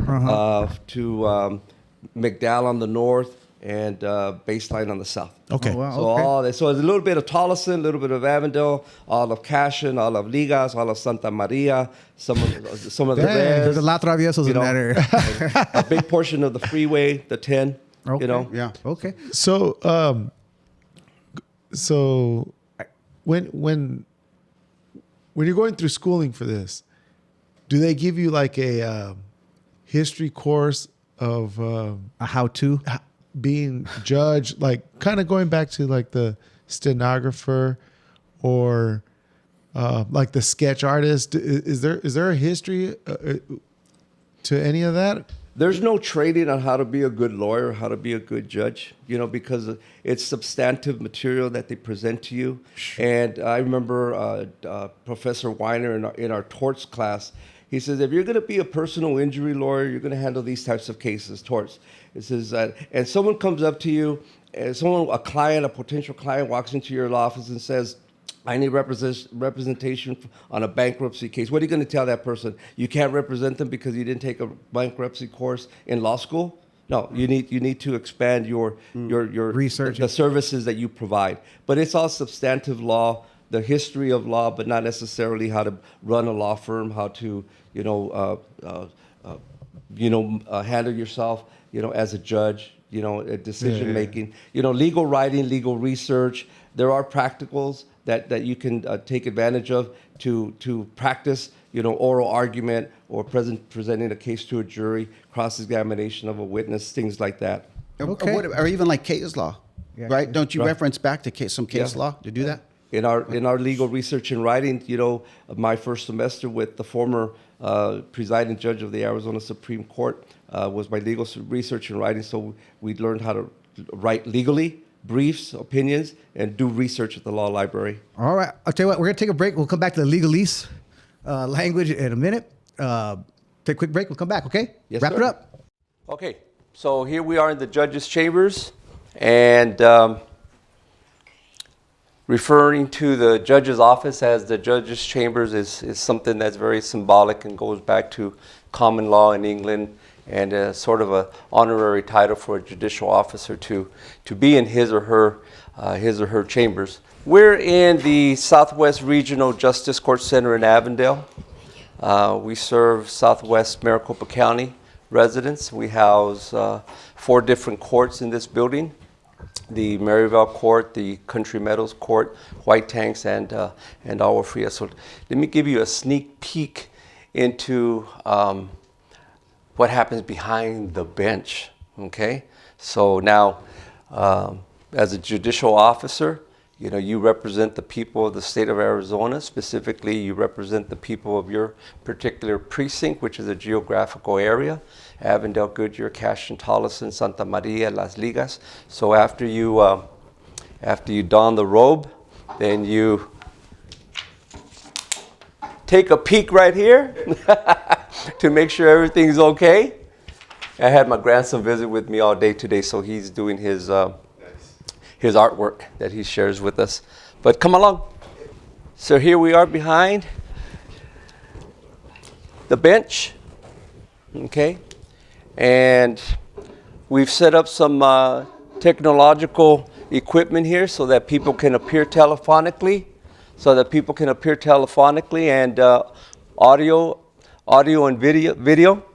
And folks can call from home, call from work, call from their vehicle, and be connected to the court and have their case heard telephonically. They have the option of the video, so that's very helpful sometimes, because you can put a face to a name that may be on your calendar that day, whether it's an arraignment on a traffic matter or a criminal matter or an eviction or some other type of civil proceeding that takes place in this court. We do a little bit of everything, and I tell people, take the Justice Court serious, because that's the one place in our community where your license can be suspended, you can get evicted, you can go to jail, you can have your wages garnished. So there are some real life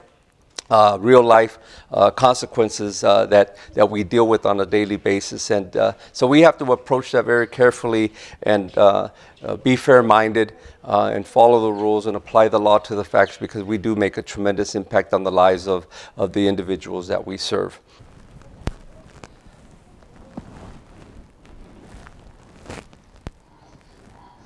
Okay, oftentimes it's needed to take a 5-minute break or a 10-minute break, because the body can only take so much when you're sitting in the courtroom. So we'll retreat to chambers, take a 5-10-minute break just to relax, clear the mind, and maybe every now and then go online and do a little bit of research if there's a question of law or a question of evidence that I may not be familiar with or see too often come across my desk. And so I'll take some time to research that so that we're making appropriate decisions in everything that we do. So let's walk into the courtroom.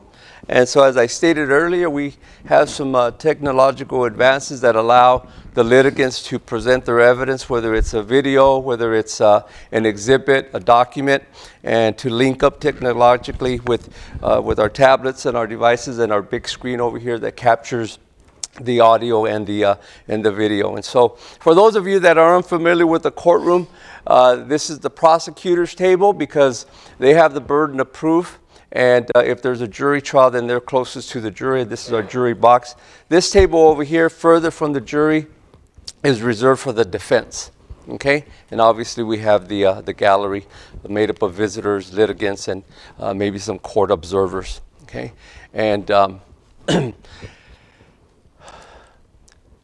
as I said earlier, there are 4 justice courts in this building, but there's 26 in Maricopa County, and that's been the case since 1912, when Arizona gained statehood on the 14th of February, Valentine's Day, if you didn't know that. But there's 26 justice courts currently. We've grown gradually. But now we're at 26, and each court serves a geographical area. And as I stated before, this is the Agua Fria Precinct, and we serve West Valley communities, as I stated once again. And I'm glad that you're viewing. My name is Pepe Guzman, and I've been the Justice of the Peace, the judge of the Agua Fria Court since 1991. So that puts me at 32 years. Okay, and I was appointed on May 6, 1991. Took my first day on the job was May 20th, and love what I do, love the people I work with, and glad to be part of the community because this is right down the street from where I grew up. I grew up in Avondale, so this is about a 10-minute drive from my old neighborhood. Okay, we're back from break, and what? No, we're back. Oh yeah, we're back from break, and during the break we were talking about court, right? And Right. you guys playing different roles: prosecutors, defendants, and witnesses. That and was such. moot court. Moot court. Yep. So Michael had a question about court specifically. Yeah, because I did some research and I saw on there that the type of court that you're in, you do inquests. Does that still hold true? Inquests of the death of, what is that?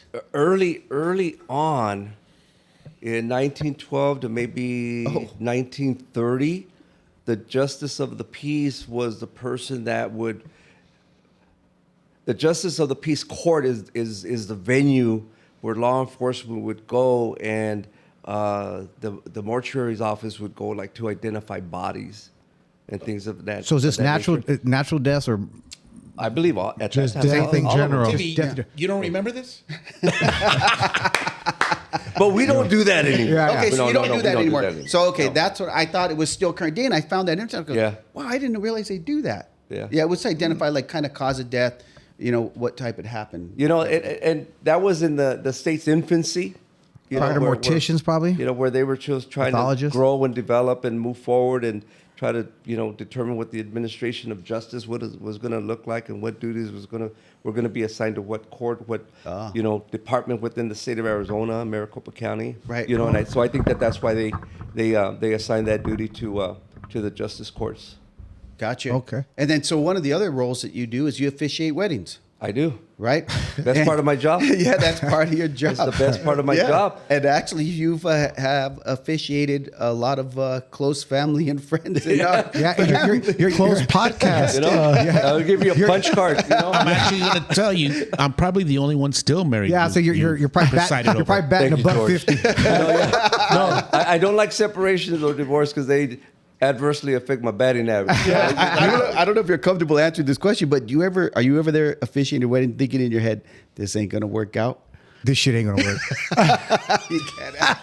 I've officiated a wedding. I got a better one. I've officiated a wedding where I used to date the woman. And she called me and said, "I want you to do our wedding ceremony." Wow, That is hilarious. I mean, we had a beautiful relationship. We were friends. Yeah, I get it. I get it. Yeah, whatever. And so she had no Broke up on good terms. Yeah, and she had no hesitation. There was no hesitation in her contacting me and asked me, to do that for her. And Did she look at you and go, "I do"? no, I did. More than once. I've got nothing under this robe. Just tube socks. No, to your question, Michael, this gentleman calls me, wants to get married, and he wants to do a weekend wedding. And so this could go into the category that, they're off to a rough start. It may not work. And so he called me up and I said, "Hey, look, this is my fee. You need to pay the fee up front. 5 o'clock Friday is your deadline. I remember that. And if 5 p.m. Friday, if the payment hasn't been made, I'm not available Saturday." Right. Okay, so he doesn't come by. So I'm like, okay, that's cool. That opens up Saturday. No opportunity cost. I'm good. Right. So Mark Smith meets me at the court Saturday afternoon. We're going to a Diamondback game.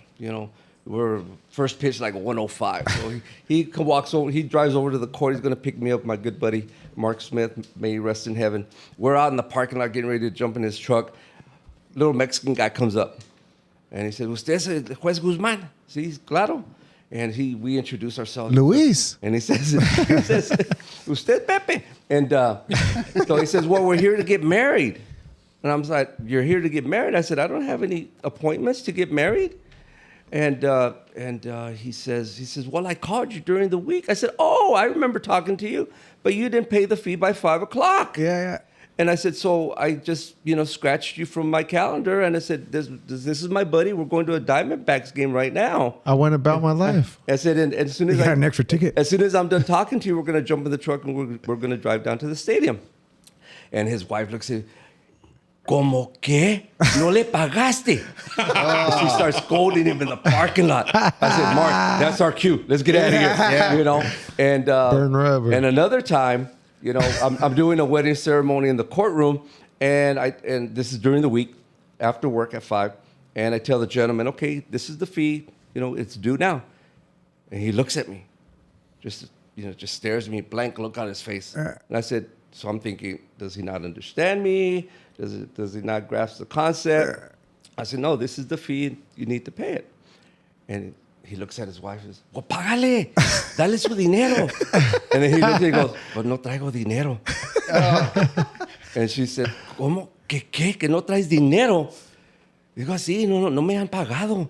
Why do you think I'm marrying you? And I'm just watching them during this exchange. So she angrily walks over to her purse, grabs the fee, pays me, and I'm thinking, this is not going to work. Step one, you're already out of step. It may not work. But Yes, it's not in order. My wife and I got married by the courts, and we had to sit through. The judge was sentencing people, right?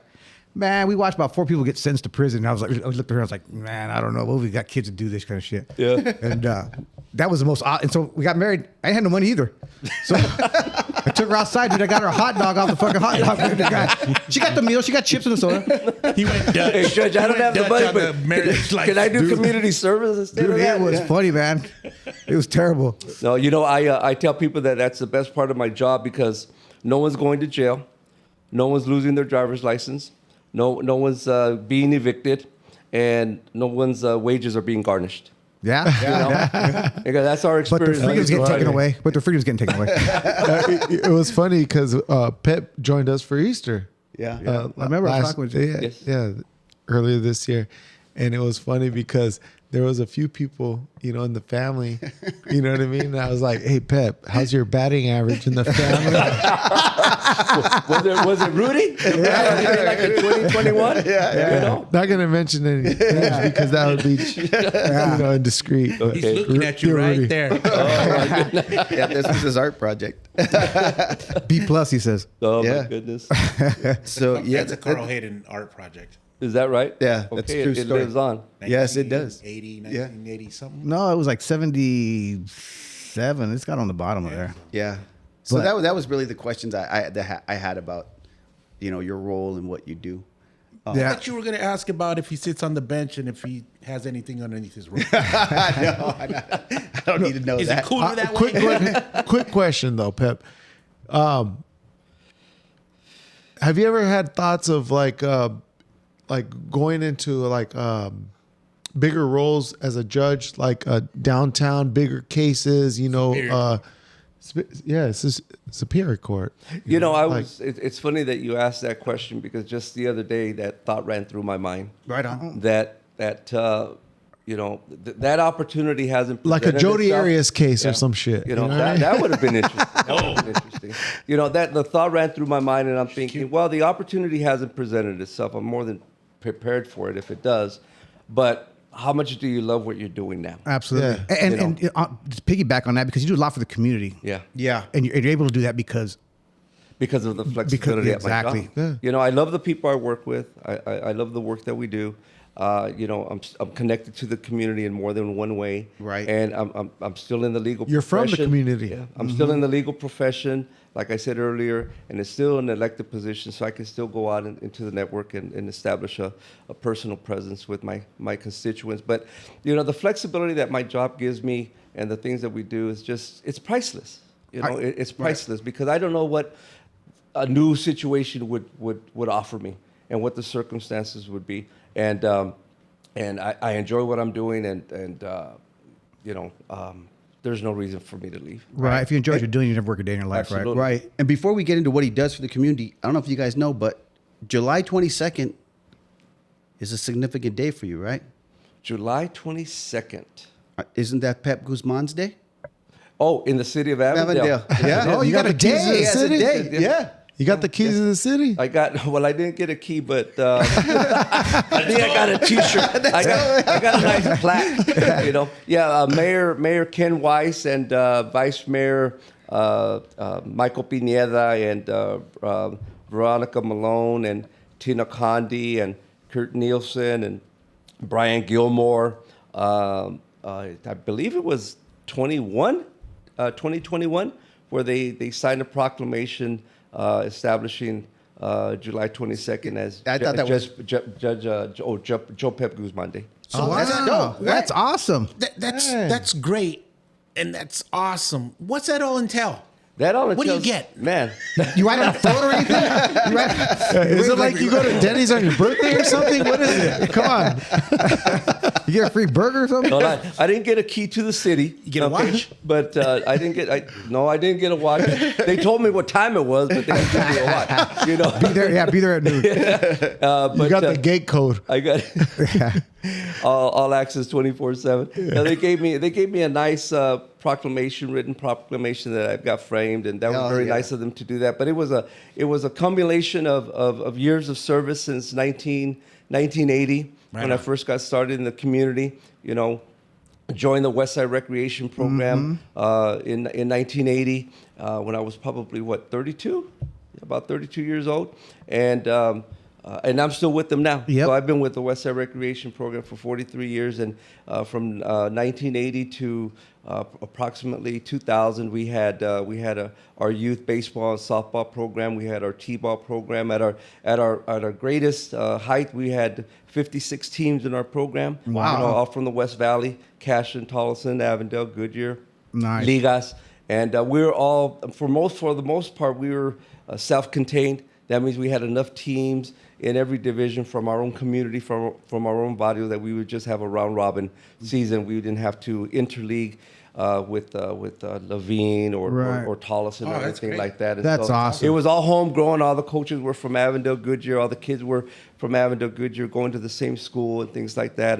And I did that I coached for about 25 years and still remain as the chairman of the program. I started out as a coach, then I recruited me as a volunteer, and then they recruited me as a board member, and then I became an officer, and ever since then I've held the title of president or vice president, either one. Very nice. Throughout the whole year. So how many teams you got now? We transitioned. Okay. We transitioned in early 2000.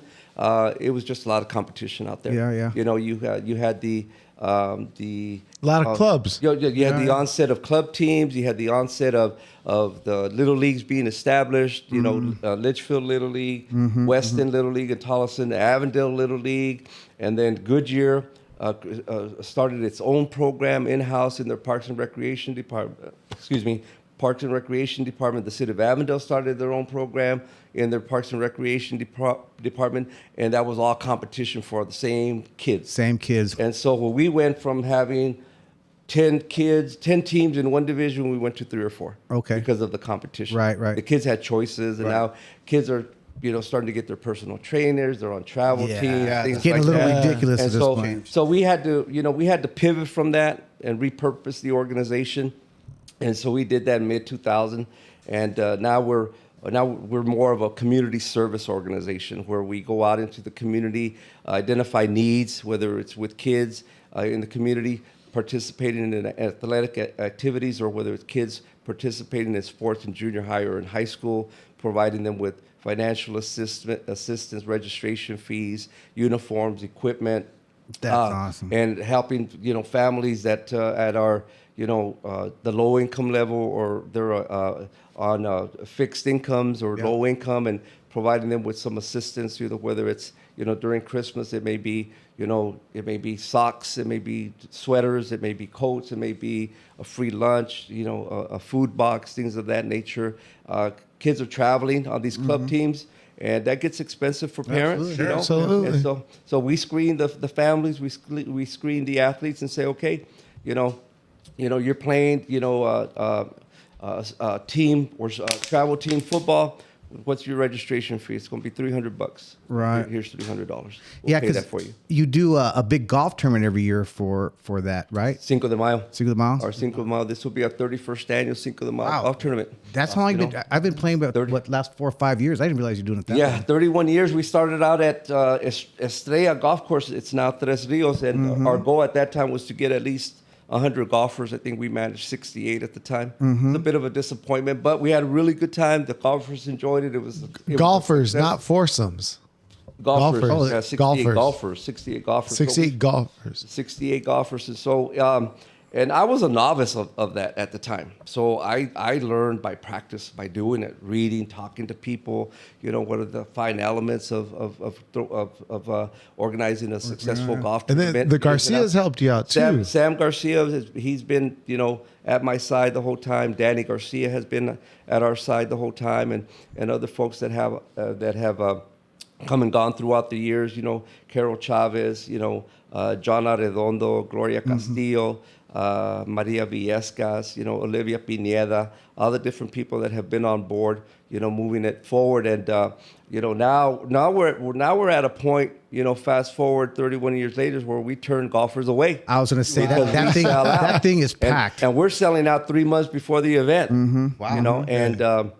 And that's just been a It's a hot tournament, man. Yeah, thanks a lot, Jeffrey. And I let everybody know. I send it out, the flyer out to everybody as soon as I get it. You do. And you know what? And you tell people, join quick. Yeah. And it's up to them. And then they hit me up like, hey, can you get me in? No, I sent you the information. It's up to you. You know what I mean? Anyway, carry on. That's not your only way of fundraising, is it? No, we do our annual Christmas party and fundraiser that's coming up next month on December 8th. Where is that? At the American Legion, Post 61 in Avondale on North Dysart Road there in Avondale near Dysart and Buckeye Road. So that'll be our 13th annual Christmas party fundraiser. How did that start out? I was going to say, plug that. I mean, how do you sign up? How do you go? Remember how that started? Can anybody sign up? Toy drive? Okay. Anyone can sign up. It's a $25 fee per person because it is a Christmas party and fundraiser. Okay. And it formerly used to be our toy drive. So we would have an event on a Friday night, and you come in, and your cover charge would be a nice toy. Okay. So we purposed that event. Now it's a fundraiser. Okay. So it's $25 a person at the door, or pay in advance, Zelle pay, or by email.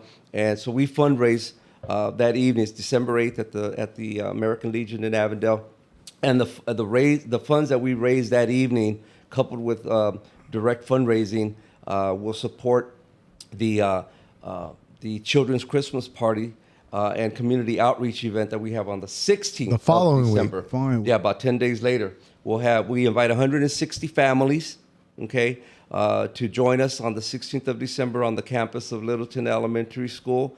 And it's invitation only because we invite 160 families. Yeah, Santa Claus shows up. Santa Claus shows up on an Avondale fire engine. So we're about 600 people. Wow. So we're serving 600 lunches, 160 food boxes, about 400 toys Wow. for the kids. And then right down the street from here on Undefeated Cuts, Frank and his guys come out and do free haircuts for all the kids, and then we have vendors that set up their vendor booth with fresh fruit, snacks, toys, interactive activities, and we have like the UFCW, Arizona Local 99. We have them come out, Jose Castañeda and Cynthia del Sol. We have Gloria Castillo, realtor. She sets up. Carol Chavez from Sharky's Cuts for Kids. They set up. Wow. The VFW 6310 from Tolleson. They come out. Uptown Jungle from Goodyear. They come out and set up. Fry's comes out, sets up. Littleton Elementary School, their transportation department comes out and sets up. And then we have a number of other people, community organizations and businesses that set up a vendor booth with giveaways, all at no cost to the kids. Nice. All at no cost to the kids. And so that's what we do. And that'll be happening on the 16th of December. Prior to that, like I said earlier, on the 8th of December is when we have our fundraiser. So the golf tournament in May and the fundraiser early part of December. Funds the 16th of December event. Do me a favor, send. I don't know if you still got room for the dinner or the. Yeah, there's the plenty 8th. of room. Can you send us the link and we'll put it on the.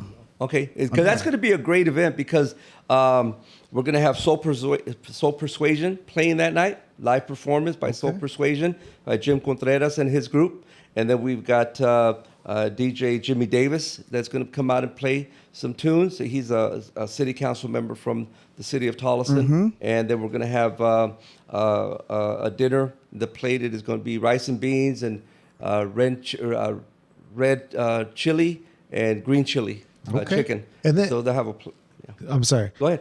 So George has even donated his time and DJ'd at the Christmas toy drive. Yeah. Because At the dance and it's the evolved. toy drive. That has also evolved because I remember, and correct me if I'm wrong, Pep, but I remember Pep hit me up one time. He's like, "Hey, I'm thinking about collecting toys and blah blah blah, whatever." And we met at Fuego. Just bring your toys, and he had a connection with the Fuego. Yeah. With Diego Espinosa. Yeah, yes. with Diego. We brought a bunch of toys, and then Pep had a connection with one of the guys at the fire department. I don't remember if it was Tolleson or Avondale. And they gave out the toys, and then the second year, it got a little more organized. Right. Now, it's bloomed to what it is. Yeah, and the origin of that is it's just like anything else.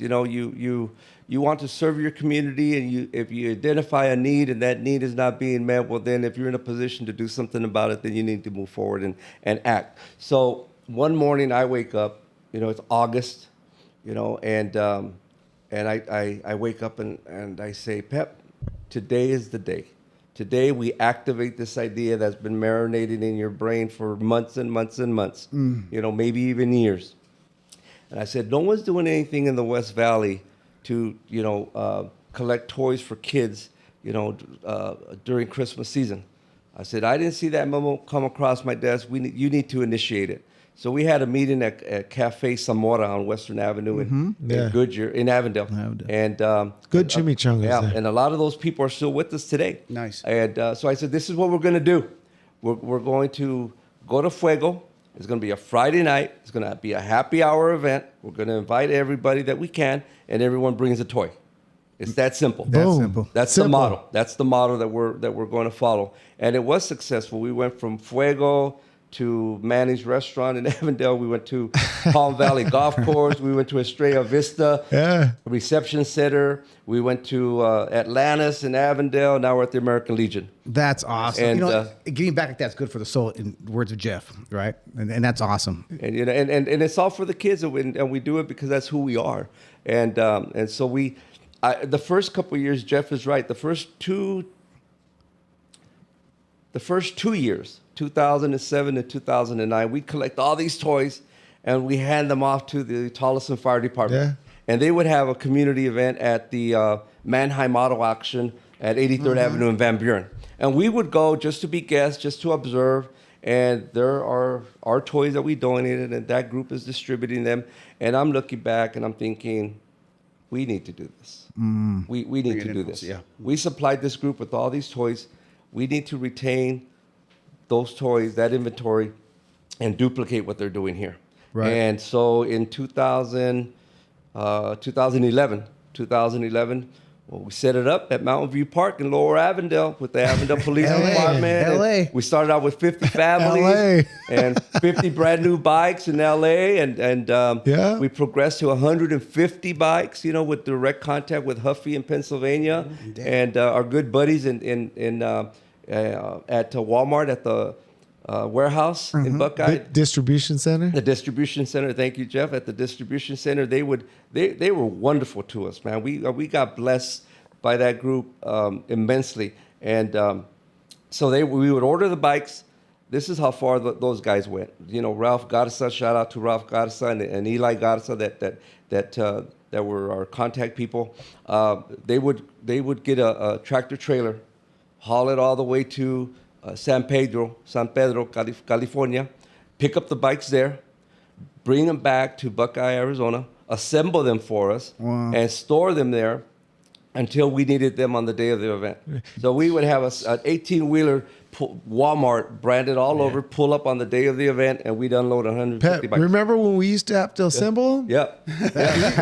No, I shit you not. Hey, bring your tools. We used to have to assemble bikes. The first, Yeah. the first or second years, the first 2 years, I believe we had to do that. We- And we were blessed with having Yoli Lopez on our committee. Because at that time she was working for the Walmart Distribution Center. She says, "Hey, I'm going to tell my boss about this event, Eli." And so Eli Garza shows up and he says, "I'm all in. I'm all in. Whatever you guys need, I'm all in." So for a bunch of years, we had that contact with Huffy, and we had that coordination with Walmart, made it happen for us. And we had no place to store 150 bikes That is in a box. awesome. And so we were truly blessed that way. And post-COVID, the model has changed a little bit. So we eliminated the bikes. The cost just got too prohibitive for us. And so now we went to the food boxes and the meals to address the issue of food insecurity in our community. To do it that way. That's awesome. And community outreach, so that we have enough people from the community that are providing their community resources and information, so our families can access them, and hopefully the kids walk away, having a Christmas experience that they can remember. deserve. Yeah. That's beautiful. That's absolutely beautiful. That's beautiful. Before we get into some questions from Jeff, I just also want to congratulate you on the 2023 award you just got of Heart of the City. Oh, That's awesome too, yes. man. I wasn't expecting that at all.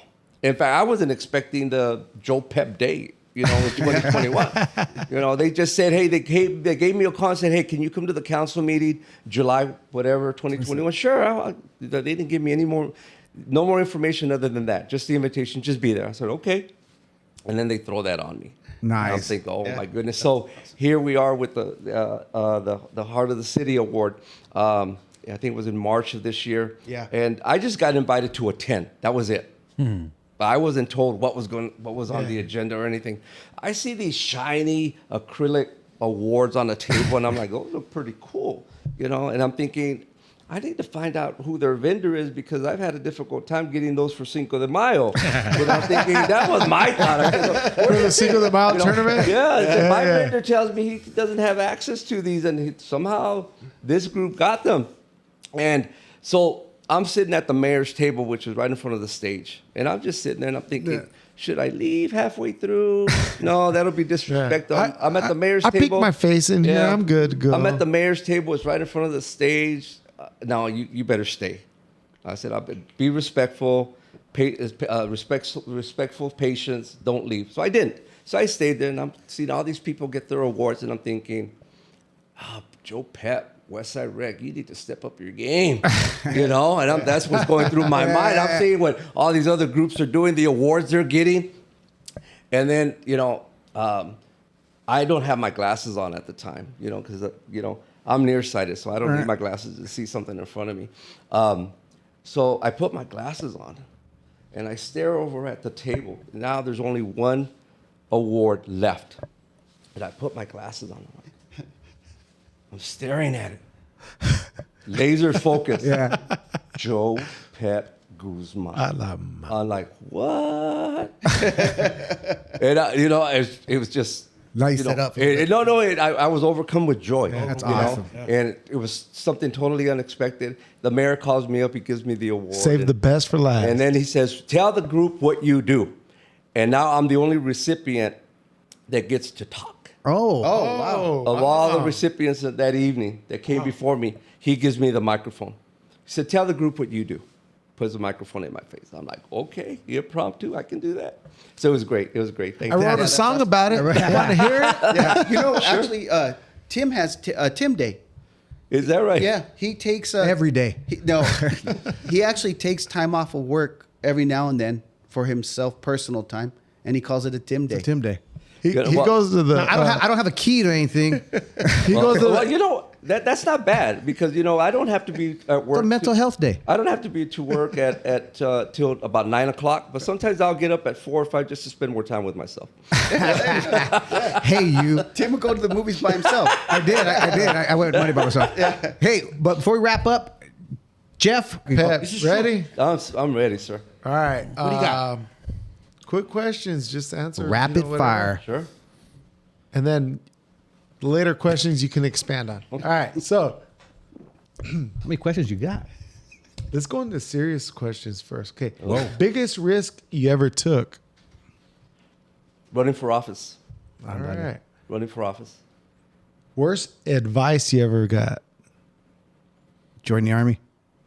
Do as other people do. Interesting.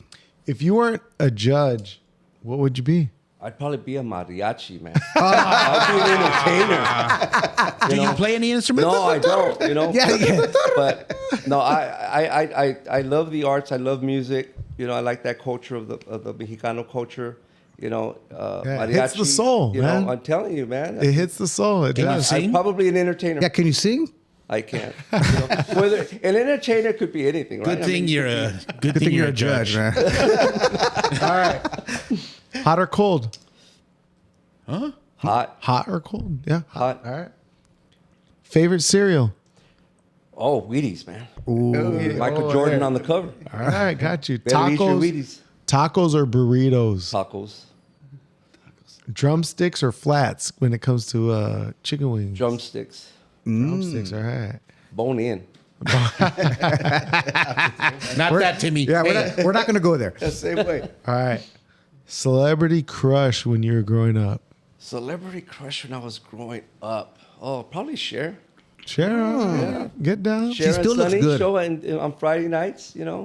Cher with tongs, silky, long, silky. Órale. Yes, it's more than a crush. Sounds like. Guilty pleasure song. Guilty pleasure song.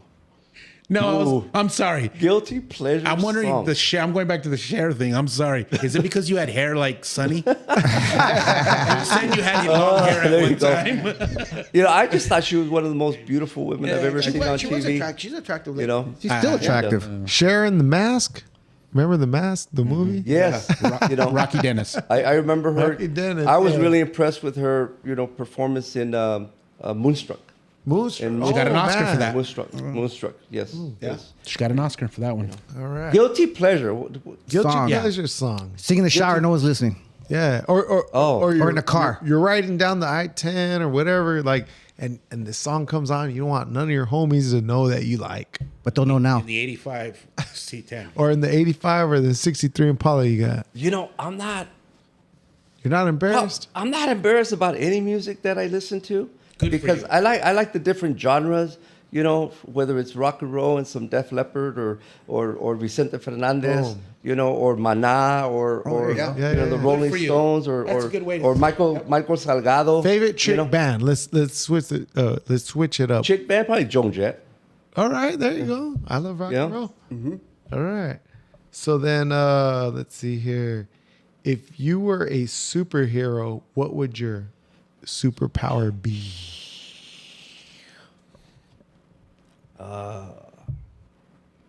Giving people a heart and courage. All right. Yeah. All right. Touching someone's heart and instilling courage. Almost like taking care of the scarecrow and the lion and Wizard of Oz and all these things. You know what I mean? There you go, Giving the them a heart, wizard giving then. them a brain, All right, giving them yeah, courage. yeah, That would be my cool. superpower. Awesome. All right. If you were a pro athlete, what sport would you be in? Oh, baseball. Baseball. All right. Yeah. Juan Marichal is one of the athletes that I met at that golf tournament. Juan that we won Damn. years ago. Juan Marichal. Over at the Wigwam? Yeah, at the Wigwam. All right. Favorite Latino movie? Ooh, Mi Familia. Mi Familia. Mi Familia. Say a quote from it. Only for today. Only for today. It's on the wedding scene. The day of the wedding. Only for today. Only for today. Isai Morales, what happened to him, man? ¿Dónde está el dinero? He's Still around? He's still Richie's brother. California in the back. Yeah, because I know he dropped off the scene and the Hollywood scene and went to do something else. But he was hot, man. He was a the hot last thing comedian. he did was the Carl Hayden movie. He was one of the dads. Spare Parts with Spare George Parts. Lopez. Yeah. Oh, okay. He was Yeah, in wasn't that. he? He was, huh? He was the Spare- mechanic. Did you ever see? No, I didn't see it. no? Spare Parts. Amazon. I thought he did something around. He probably is. Yeah. But I don't know if that we don't counts. see him too many. Right. We know him as Bob. All right. Speaking of La Bamba and Bob, say a quote from La Bamba. La Bamba? Not my Richie. Not my Richie. Right on. One more. Today, Junior. Yeah. Get it out. Never mind. We already covered that. Ask it again. Ask it again. Yeah. What do you got? What do you got? Come on. No, we already covered it. I forgot to cross it off. Oh, hell. Oh man. All right. You know, All right. I know. I had a Timmy moment. You know, if I were alone and I was playing some music that I didn't want my brothers and sisters to know that I'm listening to or singing, probably some Mariah Carey or There you go. Yeah. Yeah. some Mariah Carey. Sing a verse. Sing a verse. The Christmas album? The- Hey, I read that you're a big Los Lobos fan. I am. Yeah. I am. I had the blessing of meeting all of them. Nice. You know, back in I think it was Casino 29 as you're on your way to LA. You know. Yeah. Over by near Coachella, just outside the Coachella Yeah. Valley. Yeah. Yeah. You know. I also hear you like Tres Delincuentes. Oh, doom, doom, doom.